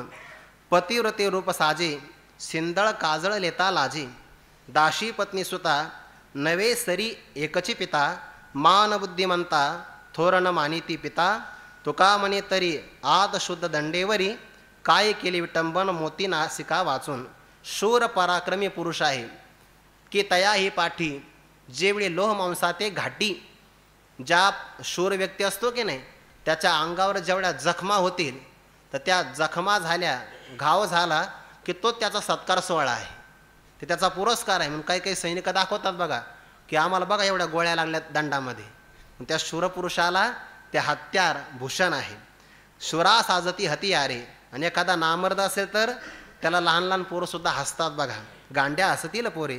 काय केले विटंबन, त्यांनी स्वतःची विटंबनाच करून घेतली आहे. मोती चांगला आहे पाणीदार, पण मोती परिधान करावा असं नाकच नसेल तर मग विटंबनाच आहे. पतिव्रतेला जर तिने शृंगार केला तर पतिव्रता माऊलीचा शृंगार सौभाग्य संपन्न असल्यामुळे शोभून दिसतो. पण एखादी जर वाईट आचरण करणारी शिंदळ स्त्री असेल तर ती मात्र काजळ डोळ्यामध्ये परिधान करत असेल तर तिला मात्र ते करत असताना लाज वाटते. कारण काजळ जरी परिधान केलं तर कपाळावर कुंकुत असलं पाहिजे ना, म्हणून त्याला ते मात्र विटंबना आहे. एखादा दासीचा पुत्र आहे आणि म्हणजे दासीपासून झालेला पुत्र आहे आणि एखादा धर्मपत्नीपासून झालेला पुत्र आहे, पण त्यांना मात्र किंमत सारखी मिळत नाही जरी पिता एकच असला तरीसुद्धा. मान बुद्धिमंता, बुद्धिमान पुरुषाला मान मिळतो, पण पिता थोर जरी असेल तर त्यांना मात्र मान मिळत नाही. भक्त प्रल्हादाला मान आहे तेवढा हिरण्यकश्यपूला आहे का? नाही ना, कारण भक्ताला मान आहे. भक्तामुळे त्यांच्या वडिलांना मान आहे, तो भाग वेगळा, पण त्यांना तसा मान नाही. तो का म्हणे तरी आत शुद्ध दंडेवरी. जो आतमध्ये शुद्ध झालेला आहे याचा अर्थ त्याच्या मनामध्ये कोणत्याही प्रकारचा विकार नाही, दोष नाही. वरी दंडे, समाजातले सगळे लोक त्याला वरून दंडवत घालतात. दंडे शब्दाचा अर्थ होतो नियमन करणे. नियमन करणं, दंड करणं, शिक्षा करणं असा एक अर्थ आहे. आणि तिसरा शोभने असा एक अर्थ आहे. मग त्याची शोभा समाजामध्ये होते, प्रसंगाला तो अर्थ घ्यावा लागतो. आता सज्जनाला काही खळ माणसं विनाकारण कशा त्रास देतात पुढे सांगतात. काय केले जळचरी, ढिवर त्यांच्या घातावरी. हा तो ठाईचा विचार आहे अतिवैराकार. श्वापतादे वधी, निरपराधे पारधी. तुका म्हणे खळ, संता पीडिती चांडाळ. हातो ठाईचा विचार आहे अतिवैराकार. काहींचं जातीचंच वैर असतं, काहींचं चर्म वैर असतं, काही लोकांचं हाड वैर असतं. हे सगळे प्रकार आहे बघा त्याच्यामध्ये. सगळे आपण कीर्तनामध्ये ऐकतच असतो. इथं याती वैराकार आलेला आहे. जेव्हा एखादं सरोवर आटतं ना तिथे बघा ते काही कोळी लोक येतात. आटावे होते जळचर, तर ढोई मिळती ढिवर, ते सगळे कोळी येतात. पण आता ते कोळी ज्या माशांना मारतात त्याने काय अपराध केला का? काहीच नाही. काय केले जळचरी? त्या पाण्यातल्या माशांनी काय केलं? काहीच केलं नाही. पण तरीसुद्धा ढिवर म्हणजे कोळी त्यांच्या घातावरी, त्यांचा घात करण्यासाठी येतो. का बरं? कारण जळचराचा आणि कोळ्याचा हा तो ठाईचा विचार, हा ठाई म्हणजे मूळचाच, हा त्यांच्या ठिकाणी असणारा मूळचाच याती वैराकार आहे. त्या जातीचं काय आहे? त्यांचं वैर आहे. त्यामुळे ते काय करतात? त्याचा घात करतो. आणखीन उदाहरण देतात. हा झाला कोळी, पण हा जळ पारधी आहे. दुसरा आता पुढच्या उदाहरणामध्ये रान पारधी. श्वापतादे वधी निरपराधे पारधी. ते पारद्याचं विशेषण नाही बरं. निरपराधे श्वापतादे पारधी वधी, नाही तर मग पारधी कसा निरपराध होईल? असं त्याचा अर्थ नाही आहे. काहीच कोणत्या प्रकारचा अपराध न करणारे श्वापद, पण पारधी मात्र विनाकारण त्यांचा वध करतो. का? तो का म्हणे खळ संता पीडिती चांडाळ. चांडाळ असणारे दुष्ट खळ लोक संतांना विनाकारण पीडा देतात. हा त्यांचा काय आहे? याती वैराकार आहे. पण त्याने पीडा देऊ नये बरं. हरिदासाची कोणानं घडावी निंदा, साहत गोविंदा नाही त्याचे, किंवा संताशी शोभवी कोण्याही प्रकारे त्याचे बरे नव्हे इहलोकी. परमात्म्याला ते सहन होत नाही. नीच पुरुषामुळे सज्जनाची असणारी कीर्ती किंवा मोठेपणा जगामध्ये या एका अंगाने प्रसारित होतो. वाईटाने भले हिने दाविले चांगले, एका विनयका कैसे मोल होते फुका. विषय दाविले अमृत, कडू गोड घाते हित. काळी मेने ज्योती, दिवसे कळो आली राती. वंचनीच गारा, हिरा परिसमोहरा. तुका म्हणे भले ऐसे नष्टांनी कळले, एका विनयका कैसे मोल होते फुका. या व्यवहारामध्ये वाईट गोष्टीमुळे चांगल्याला किंमत आहेच. वाईटाने भले दाविले, हिने चांगले दाविले. पहिल्या चरणामध्ये दोन अर्थ आहे. वाईट म्हणजेच काय? अयोग्य असणारी गोष्ट. त्या अयोग्य गोष्टीमुळे योग्य गोष्ट आपल्याला चांगली कळते आहे. आणि हीन शब्दाचा अर्थ होतो नीच. नीच गोष्टीमुळे आपल्याला चांगली उच्चतम असणारी गोष्ट कळते आहे. म्हणून चांगल्याची किंमत वाढण्याकरता काही काही वाईट प्रसंगसुद्धा चांगले उपयोगी पडतात. मामासाहेब दांडेकरांनी त्या सार्थ ज्ञानेश्वरीमध्ये असं म्हटलं आहे, कधी कधी वाईटातून पण चांगलं होत आहे. त्या क्षीरसागराचं मंथन केलं तर हलाहल विष निघालं, पण ते हलाहल विषसुद्धा पुढच्या अमृताकरता कारण ठरलं, असा तो अर्थ आहे. एका विनयका कैसे मोल होते फुका. एका वाचून एकाला फुकट अशा प्रकारची किंमत मिळते का? अर्थात मिळत नाही. विषय दाविले अमृत. विषामुळे अमृताचा मोठेपणा आहे. कडू गोष्टीमुळे गोडाची किंमत आहे. घातामुळे हिताला महत्त्व आहे.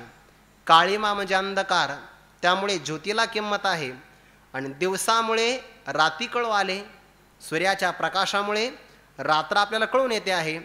उंच किंवा नीच गारा असेल तर त्यांच्यामुळे हिरा, परीस आणि सोन्याचं नाणं म्हणजे मोहरा यांची आपल्याला किंमत कळते आहे. बघा, तो हिरा जो असतो ना कठीण असतो. हिरा ठेविता ऐरणी, वाचे मारिता जो घोणी, तोची मोल पावे खरा, करणीचा होय चुरा. तो का म्हणे भले ऐसे नष्टांनी कळले. दुष्ट नष्ट लोकांमुळे भले माणसं समाजामध्ये चांगल्या प्रकारे कळून येतात, लोकांना त्यांची ओळख होते. मग अशा खळांचाही तुकोबारे उपकार मानतात, पण कशा करता त्याचं कारण पुढे सांगतात. असो खळ ऐसे फार, आम्हा तयांचे उपकार, करीती पातकांची धुनी, मोल न घेता साबणी. फुकाचे मजूर ओझे वागविती भार, पार उतरून म्हणे तुका, आम्हा आपण जाती नरका, करीती पातकांची धुनी, मोल न घेता साबणी. निंदा करणारे जे खळपुरुष असतात ना, त्यांचाही आपल्यावर उपकार आहे. जगामध्ये एवढी सकारात्मक गोष्ट कोणतीच नसेल बघा. व्यवहारामध्ये एखादा व्यक्ती आपल्याविषयी वाईट बोलला आणि ते तिसऱ्या व्यक्तीने जरी आपल्याला सांगितलं तरी आपल्याला करमत नाही. प्रत्यक्ष ते आपण ऐकलेलंही नसतं, फक्त जो मधला निरोपी असतो ना त्याच्यावर आपला जास्त विश्वास असतो. मध्ये शब्द जरी ऐकला तरी माणसं कधी कधी नाराज होतात बघा. अहो, प्रतिसाद जरी नाही दिला ना मेसेजला तरी लोक रडतात कधी कधी. अवघड आहे. इतकी सकारात्मक गोष्ट तुकोबारा सांगतात. जे खळ लोक आहे ना, तो एक नाही, फार असो, फार मोठ्या प्रमाणात खळ लोक जरी असेल, आम्हा तयांचे उपकार, त्यांचे आमच्यावर उपकार आहे. काय करतात? अहो तुकोबाराय, तुम्ही परमार्थ करतात आणि तुका वेळा विचार असं ते म्हणतात तुम्हाला. म्हणू द्या. का? त्यांनी आमची निंदा केली तर येते निंदकापाशी अशेष पापे. आमची पाप ते धुवून टाकतात. मग स्नान एखादा व्यक्ती जर आपल्याला घालत असेल आणि आपल्या अंगाचा चिखल धुवून काढत असेल तर उपकार मानला पाहिजे. बरं, तो श्रमाचे पैसे घेत नाही, साबणही स्वतःच विकत आणतो, पण एवढ्या व्यवहारामध्ये साबणीनं स्वच्छ करतो आणि हा खळ जिभेनं स्वच्छ करतो. किती उपकार आहे त्याचा. करती पातकांची धुनी, पातकाला स्वच्छ करतात, मोलही घेत नाही आणि साबणीचाही खर्च घेत नाही. बोल कसे फुकाचे मजूर ओझे वागविती भार. आपल्या पापाचं ओझं फुकटच ते वहन करतात. उलट असं आहे, संसारात ते राहतात, निंदा करून आमचं पाप फेडून टाकतात. पार उतरून आम्हा पार उतरून संसार सागरातून आम्हाला पार पलीकडे उतरवितात आणि आपण मात्र नरकाला जातात. यांचं काम त्या अवकाशयानाप्रमाणे आहे. त्या अवकाशयान जे जमीन असते की नाही, जितका खाली तो प्रतिसाद मिळतो तेवढं ते यान उंच जातं. तसं हे नरकाला जातात आणि सज्जनाला पहिले तीराला घेऊन जातात. किंवा दुसरं उदाहरण आहे भावार्थ रामायणामध्ये, ते सुवेळ पर्वताला हनुमंतराय उभे राहिले, जामवंतांनी आठवण करून दिली, जय श्रीराम म्हटलं आणि उडी मारली, तर तो पर्वत आहे तो पाताळात गेला आणि हनुमंतराय पड लंकेत. तिथं जाऊन विचारलं लंका कुठे रावणाची, ते मागच राहिली. म्हणजे मी पुढं आलो का? म्हणे हो तुम्ही पुढे आले. कसे? जसे काही वारकरी नाही का मुक्कामाल पुढे जातात तसे. म्हणजे भाव असा आहे की तो पर्वत पाताळात गेला आणि हनुमंतराय पुढे गेले. तसे हे खळ लोक नरकात जातात आणि आपल्याला पलीकडे मात्र उतरवितात. संत पंढरीशी जाती, संताच्या जवळ तुकोबाराय निरोप देतात. संत पंढरीशी जाती निरोप धाडी तया हाती, माझा न पडावा विसर तो का विनवितो किंकर. संत पंढरीशी जाती, संत पंढरीला जातात, पण कधी? अष्टादशा झाल्यावर, कार्तिकी वारीनंतर आहे ना, त्यांच्याजवळ तुकोबाराय निरोप देतात. अभंग मोठा आहे, सगळा वाचत नाही, सरळ सरळ अर्थ सांगतो आता. संत पंढरीशी जाती, संत पंढरीला जातात. तुकोबाराय म्हणतात तया हाती निरोप धाडी, त्यांच्या हातामध्ये मी पत्र देणार आहे, निरोप धाडणार आहे. आणि त्या पत्रातून देवाला विनंती करता, देवा मला तुमचा विसर पडेल, पण तुम्हाला मात्र माझा विसर पडू देऊ नका. माझा न पडावा विसर तो का विनवितो किंकर. मी आपल्या पायाचा चाकर आहे, मी तुम्हाला विनंती करतो की आम्हाला विसर पडू शकतो, पण विसर तो न पडावा माझा देवा तुम्हाशी.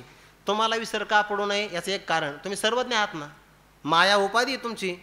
आम्हाला विसर पडू शकतो, अविद्या उपाधी आहे, पण तुम्हाला मात्र पडू नये. नाहीतर म्हणायचं नाही वेदाहम समतितानी वर्तमानानी चार्जुन भविष्यानी च भूतानी माम तो वेदन कश्चन. माझा विसर मात्र आपल्याला पडू देऊ. काय भक्तीची भावना आहे तुकोबारायांची. जसं आचार्योपासन पद आहे ना 13व्या अध्यामध्ये, तसाच सगळा भाव आहे तुकोबारायांचा, पण देवाविषयी आहे. मी आपल्या केरसुनी महाद्वारी ते मी असे निरंतरी. तुमच्या महाद्वारामध्ये केर स्वच्छ करण्याकरता लागणारी केरसुनी ते मी निरंतर होऊन राहील अशी माझी अपेक्षा आहे. तुमचे पायी पायतन, हा सगळा देवासंबंधाने विचार आहे बरं. तुमचे पायी पायतन मोचे माझे तनमन. तुमच्या पायातला पादत्राण आणि मोचे म्हणजे जोडा ते मी होणार आहे. माझे तन आणि मन. 15व्या अध्यामध्ये पण अशी सोवी आहे, माझी तनु आणि प्राण या दोन्ही पाऊवा लिहू श्री गुरुचरण करू भोग मोक्ष निंबवलं पाया तया. म्हणून तुमच्या पायातला जोडा आणि पादत्राण हे माझं तन आणि मन व्हावं. तांबुलाची पीक धरणी ते मी असे मुख पसरवणी. देवाला विडा दिला जातो आणि जे तांबुलाचा विडा दिला की मग त्यातला असणारा जो काही भाग थुंकून टाकावा लागतो, तो ज्या पात्रामध्ये ठेवतात त्याला पीक धरणी असं म्हणतात. तर ती पीक धरणी कोण होईल? माझं मुख हेच तुमच्या तांबुलाची पीक धरणी ते मी असे मुख पसरवणी. तुमची विष्ठा पंढरी राया ते सारसुवी माझी काया. पंढरीनाथा ज्या ठिकाणी तुम्ही देहधर्म करणार आहात ती स्वच्छ केलेली जागा म्हणजे माझं शरीर असेल. लागती पादुका ते मी तळील मृत्तिका. ज्या ठिकाणी तुमच्या चरण पादुका लागतात त्या खाली असणाऱ्या पादुकांच्या खाली असणारी जी काही मृत्तिका आहे ते मी होईल ना. म्हणून तर ये शरीराची माती मेळविनते क्षिती, जे श्री चरण उभे ठाती श्री गुरुचे किंवा आराध्याचे, ते मी तळील मृत्युका. तुका म्हणे पंढरीनाथा, दुजेन धरावे सर्वथा. सर्व प्रकारे पंढरीनाथा, आपण आमच्या संबंधाने दुजेपणा धारण करू नये, म्हणजे बाजूला सारू नये किंवा तुमच्यात माझ्यामध्ये द्वैत हे राहू देऊ नये. आता साधकाने फक्त निर्वाहापुरतं शरीराचं पालन करावं, शरीराचं पालनपोषण फार करू नये, परमार्थ मुख्य कसा करावा याचा उपदेश तुकोबाराय करतात. अंजन भंजन शरीराचं करण्यामध्ये संपूर्ण कालावधी व्यर्थ घालू नये. कारण का कितीही केलं तर मग हे तव पाच मिळावा, सेकी अनुसरेल पंचत्वा, असं पुढे विचार तुकोबाराय प्रस्तुत अभंगातून सांगतात. इच्छेचे पाहिले डोळी अंती मोकलिले, याचा विश्वास तो काही ऐसे विचारोनी पाही. सुगंध अभ्यंग पाळिता केश फिरले जाणता, पिंड पाळिता ओसरे अवघी घेऊन मागे सरे. करिता उपचार कोणा नाही उपकार, अल्प जीवन करी तुका म्हणे साधी हरी. याचा विश्वास तो काही ऐसे विचारोने पाही. आपण इंद्रियांप्रमाणे किती जरी वागलो, इंद्रिय जे जे म्हणती ते तेच जे पुरुष करती, ते तरलेचे न तरती विषय सिंधू. म्हणून काय करावं, निर्वाहापुरते अन्नाच्छादन, आश्रमाशी स्थान कोपी गुहा प्रमाणात असावं. पण मुख्य परमार्थ आहे. तुकोबारांतात कितीही केलं तर काय होईल, डोळी इच्छेचे पाहिले, आपल्या डोळ्याने इच्छा केलेले सगळे पदार्थ पाहिले, पण अंती मोकलेले. डोळ्यांची ज्योती तर निघूनच जाणार आहे. मग सगळे देशातले आणि विदेशातले सगळे काही रमणीय ठिकाणं पाहिले त्याने, ज्याला काय म्हणतात प्रेक्षणीय स्थळं. मग किती जरी पाहावं काय, डोळे तुम्ही घ्या रे सुख, पहा विठोबाचे मुख. बाकीचं पाहिलं तर उपयोग काय होणार आहे. उलट जेवढं मनुष्य जास्त पाहिल ना, तेवढं अंतिम काळामध्ये सगळे चित्रपटाची लाईन लागेल सगळी.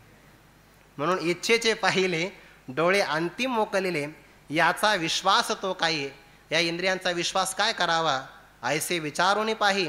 असा आपणच आपल्या मनामध्ये विचार करून पाहावा. सुगंध अभ्यंग पाळिता केश फिरले जाणता, सुगंधित द्रव्य गोळा केले किंवा काही मौल्यवान असणारे सुगंधित उटणं आणलं आणि त्याद्वारे आपण केशाची उपलक्षणे सगळ्या शरीराची काळजी घेतली, तरी पण ज्या केसांना काळं करण्याकरता हे सगळे आणले, फिरले जाणता, ते मात्र सगळे अंततोगात्वा त्या जातीवर जातात की नाही. पिंड पाळिता ओसरे अवघी घेऊन मागे सरे.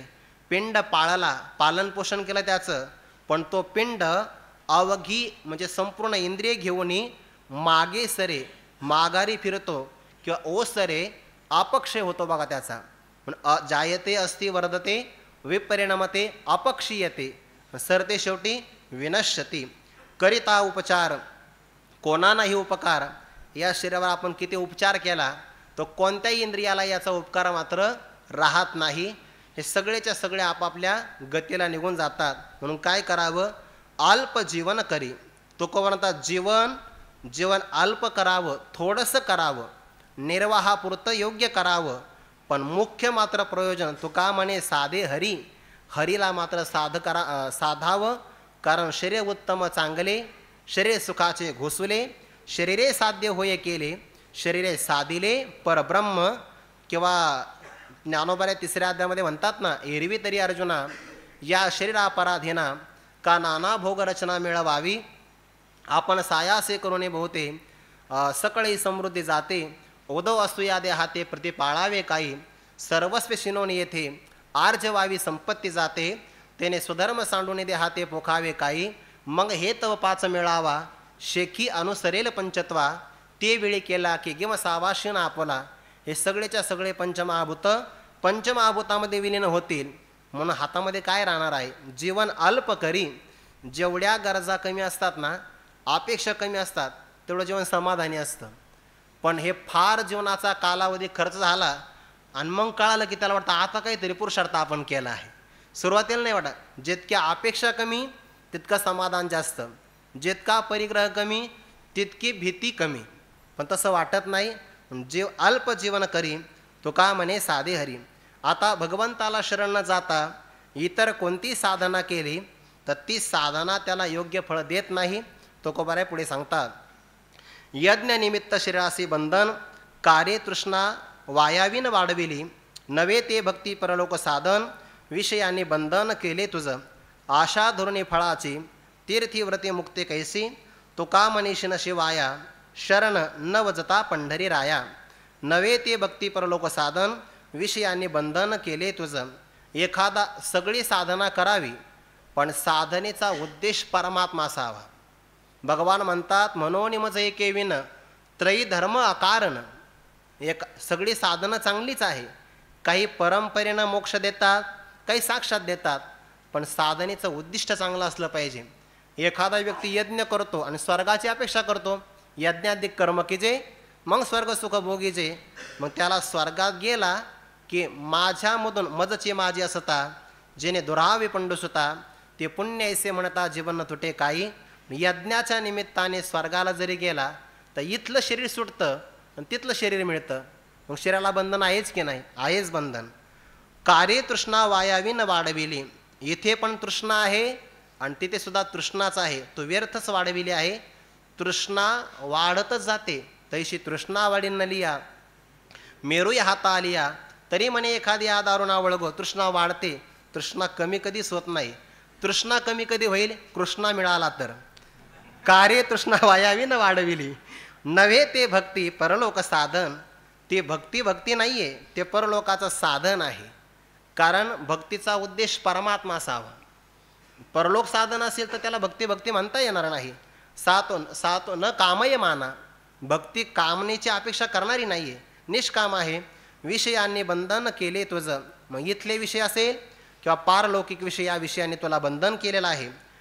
फळाची आशा धरुनी, मला अमुक कर्मापासून एक फळ मिळावं, अशा प्रकारे काही तीर्थामध्ये राहिला, विशिष्ट प्रकारचे व्रत केले, तर फळाचीच आशा तुला बंधनात टाकणारी आहे. मनोनी फळे लाग, सांडोनी देहसंग, कर्मे करावी हा चांग निरोप माझा.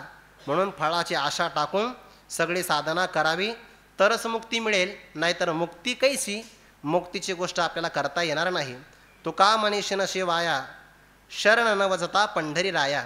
पंढरीनाथाला जर तू शरण गेलाच नाही आणि इतर साधना करत राहिला तर याही जन्मात, आगामी जन्मामध्ये व्यर्थच फक्त तुला कष्ट प्राप्त होतील. म्हणून आपण पंढरीनाथाला शरण जावं. कसं? तया अहम वाचा चित्तांग, देवोन या शरण रेग, महोदधिका गांग रिगाले जैसे. अशा प्रकारे देवाला आपण तमेव शरणम गच्छ, सर्व भावेन भारत, तत्प्रसादात पराम शांतीम, स्थानम प्राप्स्यसि शाश्वतम. तरी आपल्याला स्थान प्राप्त होईल. आपला योग फार चांगला आहे. भक्ती ज्ञान आणि वैराग्य आगळा, ऐसा नाही डोळा देखीला, चोह वेदाचे केले विवरण, अर्थही गहन करुण्या. इथेच प्रमाण आहे म्हणून घेतले मी. असा हा तुकोबरायांची अमृताची वाणी वरुषला शुद्ध, ही वाणी आपल्याला श्रवण करायला मिळाली आहे. खरं तर असं आहे की हे आपलं अष्टदशाचं वर्ष पण 20वा आहे, हे सत्र पण क्रमांकाने 20वाच आहे. आणि योग इतका चांगला आहे की इतर ठिकाणी जर आपण प्रवचन वगैरे करायला गेलो तर आपण कायम म्हणत असतो, हो का जपतपे श्रोतयांची फळा आली. कारण श्रोत्यांचं जप आणि तप फळाला आलं तर त्यांना ऐकायला चांगलं भेटतं. इथं तसं नाही आहे. इथं जप आणि तप वक्त्याचं फळाला येतं. तेव्हा त्या वक्त्याला साधना शुचिता संपन्न असणाऱ्या, शास्त्राचा समन्वय ज्यांच्या जीवनामध्ये आहे, आशा असणाऱ्या श्रोत्यांच्या समोर त्याला सांगण्याकरता मिळतं. इथे मिळालं तर हे वक्त्याचं पुण्य आहे, श्रोत्याचा मोठेपणा आहे. इथले काही श्रोते सामान्य नाही. यांना पाहिलं की असं वाटतंय ही सनकादिकांची सभा आहे. म्हणजे 4 भावंडापैकी एकाने व्याख्यान सांगावं, तिघांनी ऐकावं. तो थकला की मग त्याने खाली बसावं आणि पुन्हा दुसऱ्याने ऐकावं. तसंच इथं आहे. इथं एका असणाऱ्या गुरुबंधूंनी व्याख्यान करावं आणि या सगळ्याचा आनंद उदार मनाने बाबांनी भोगावा. सगळ्याचा आनंद प्रत्येक सत्रामध्ये. हे सगळे आपण सांगतो आहे ना. सूत्रधार ज्ञानोबारा म्हणतात ना, साई खडियाचे बाहुले, चालवी त्या सूत्राचे नि चाले, तैसा माते दावीत बोले स्वामी तो माझा. हे सगळं बाबांचंच कर्तृत्व आहे. आणि म्हणून 20वा वर्ष, 20वा सत्र, 20चा भंग झालेले आहे. आणि हे सगळं चिंतन विश्वमौली ज्ञानोबाराय, जगद्गुरु श्री तुकोबाराय, आपणा सर्वांच्या अंतस्थ असणाऱ्या परमात्मचरणी हे सेवा समर्पित करतो. बोलण्याच्या वगामध्ये, लळीवाळपणामध्ये, विनोदाच्या आविर्भावामध्ये काही अपशब्द निघून गेला असेल तर आईवडिलांच्या अंतकरणाने क्षमा करा आणि योग्य आहे ते सगळं स्वानंद सुखनिवासी गुरुनाम गुरु सद्गुरू जोग महाराज परंपरेतल गुरुवर्य मारुती बाबा खुरेकर असतील, गुरुवर्य डॉक्टर बाबा असतील, सकल संतजन असतील, या सर्वांच्या चरणारविंदी ही सेवा समर्पित करतो. यामध्ये काही अदृश्य हात आहे बघा, जे आपल्याला दिसतही नाही, पण ते सगळा हा कार्यक्रम व्यवस्थित पार पाडतात. अशा दृश्य अदृश्य हातांच्याही चरणी नाही, त्या सगळ्यांच्या चरणारविंदी ही सेवा समर्पित करून वाणीला पूर्णविराम. पुंडली कर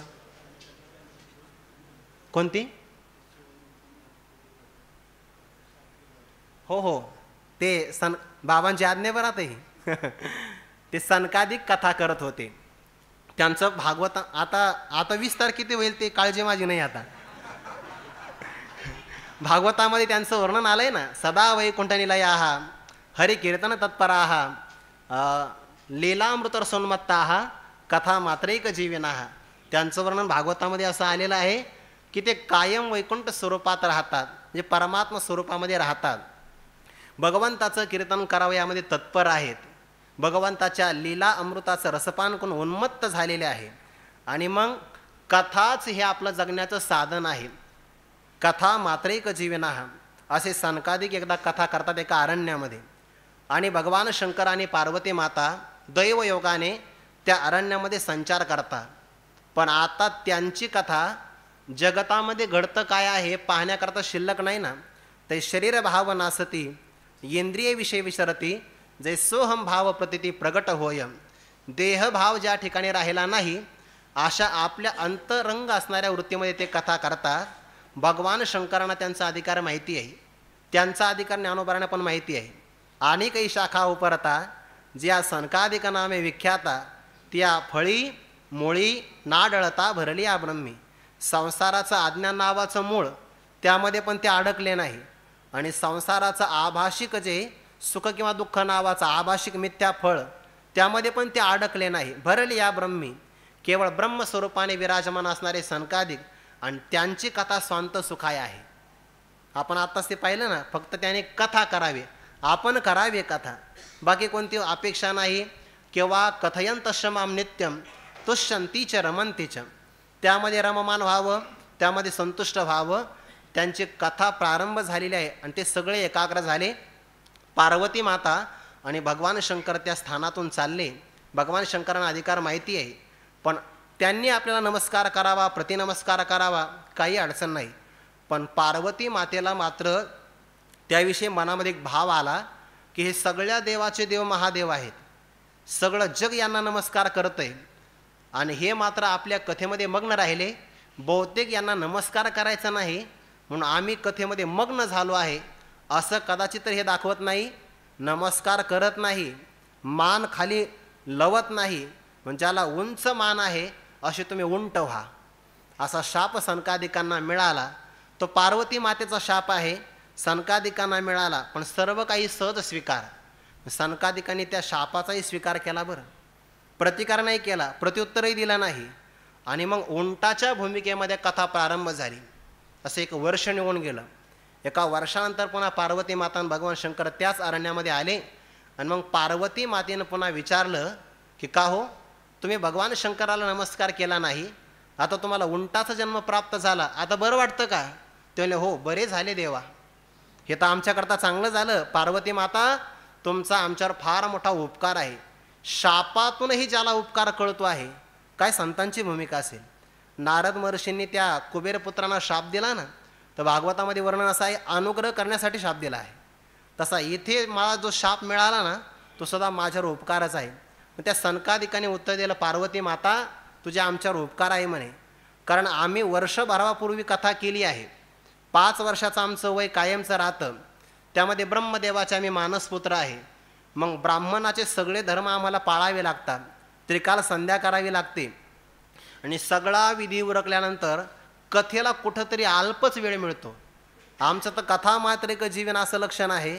पण तुझे फार मोठे उपकार आहे की आता उंटाचा जन्म मिळाल्यामुळे स्नान संध्या करायचं कामच नाही, देवपूजा केले काय न केले काय, काय अडचणच नाही. बरं, 16 ओळं पाळावं मग जेवण करावं असाही प्रकार नाही.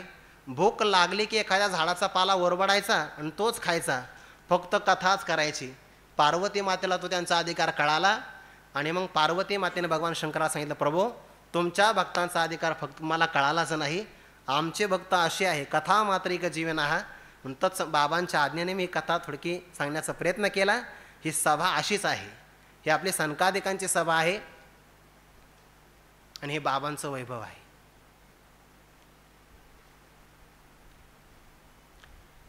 खरं तर आपल्या सगळ्याला संधी आहे. एवढ्या मोठ्या व्यासपीठावर आपण सांगण्याचं धाडस करतोय. देखा बाळकाची धनी धाईजे,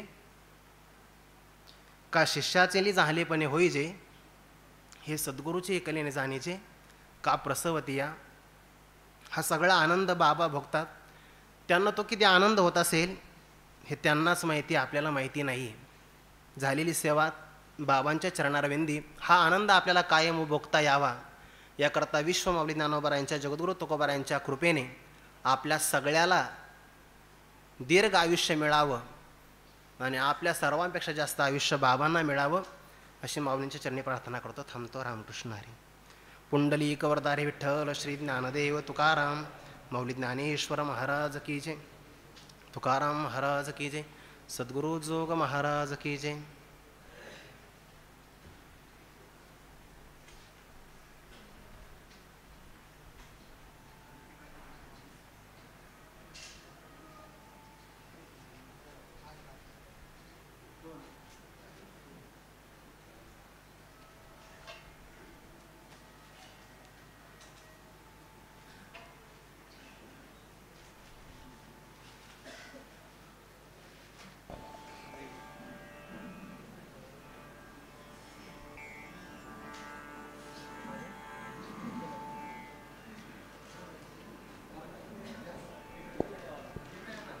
माईक पुरत नाही पुढे, माईक पुरत नाही पुढे.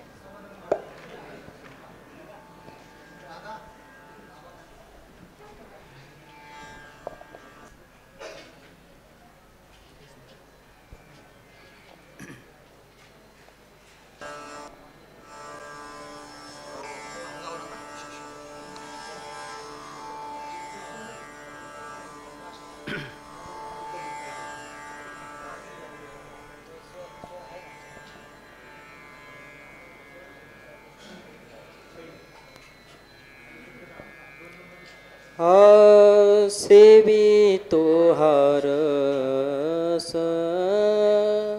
वाटितो अनेका, सेवितो हरस वाटितो अनेका. घ्या रे होऊ नका रान भरी, घ्या रे होऊ नका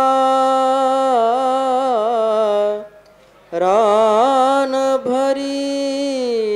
विटेवरी जाचे पाऊले समान, विटेवरी जाचे पाऊले समान. तोची एक दान शूरदाता,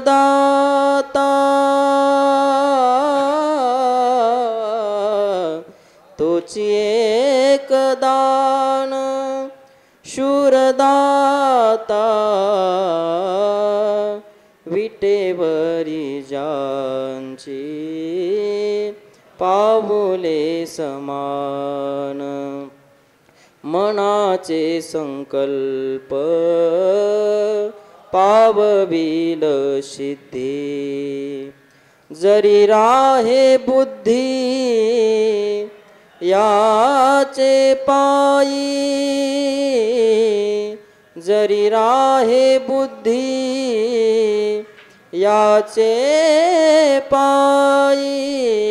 विटेवरी जाची पाऊले समान, विटेवरी जाचे पाऊले समान. तुका म्हणे मज धाडिले निरोपा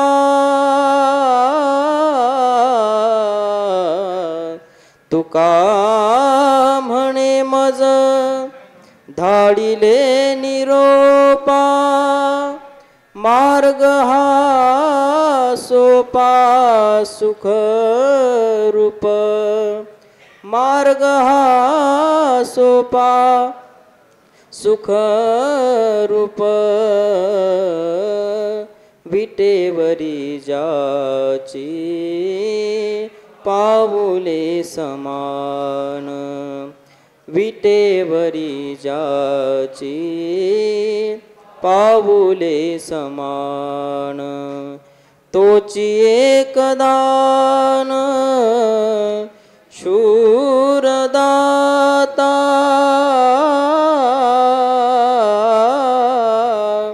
तोची एकदान तोची एकदान तोची एकदान तोची एकदान शूरदाता विटेवरी जाची पाऊले समान विटेवरी जाची पाऊले समान इंद्रायणी चेतटी धरिला रहिवास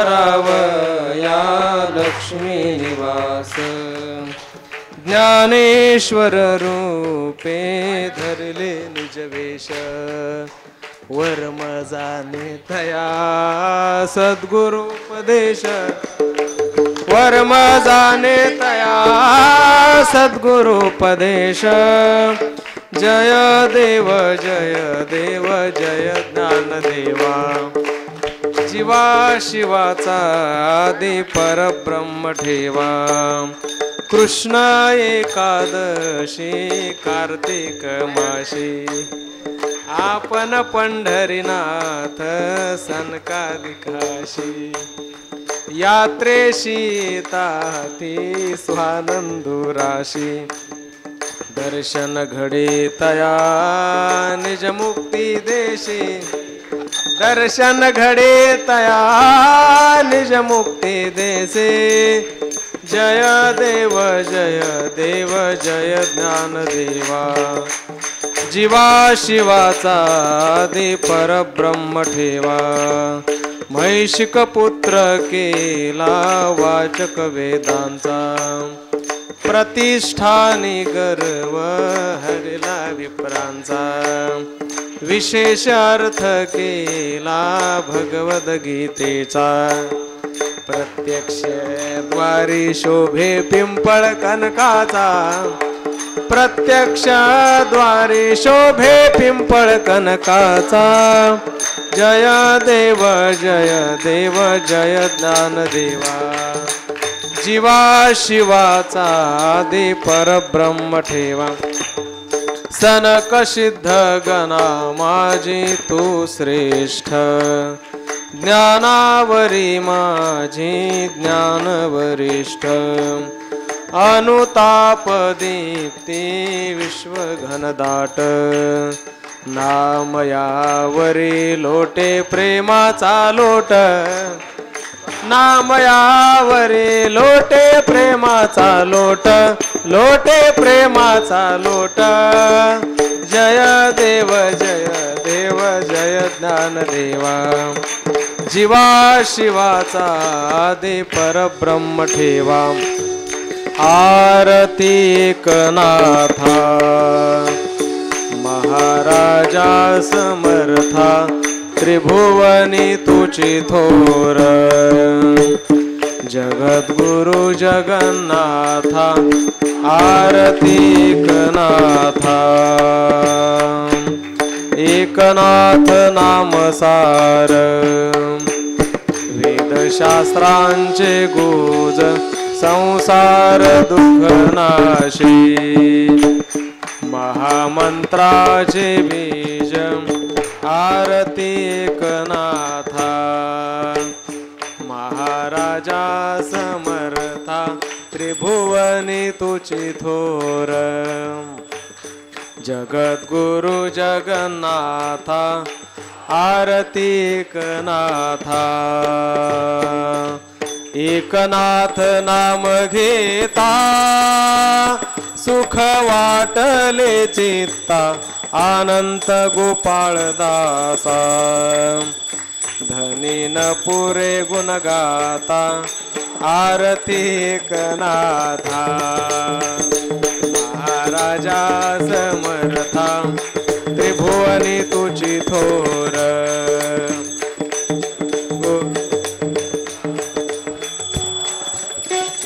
नाथा आरती तुकारामा स्वामी सद्गुरुरामा सच्चिदानंद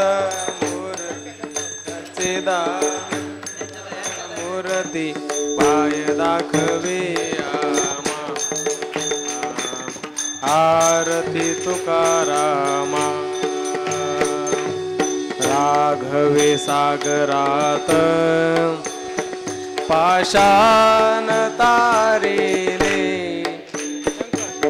तैसे तुकोबाने अभंग रक्षियले आरती तुकारामा आरती तुकारामा स्वामी सद्गुरु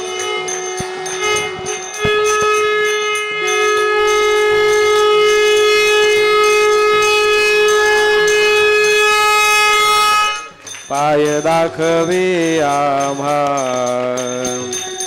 आरती तुकारामा तुकिता तुलने से ब्रह्म तुकासे आले म्हणून रामेश्वरे चरणी मस्तक ठेविले आरती तुकारामा आरती तुकारामा स्वामी सद्गुरु धामा आनंद मूर्ती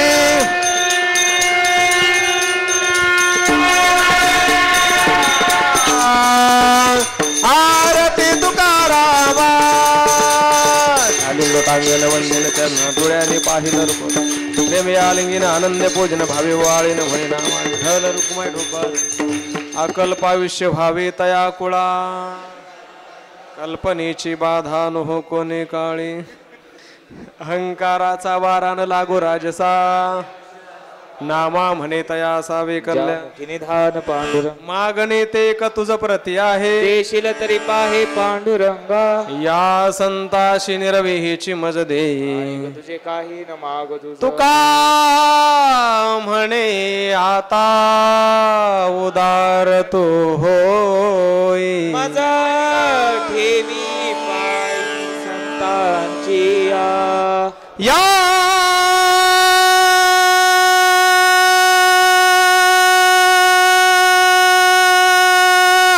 संतासी निरवी हेची मज देई आणि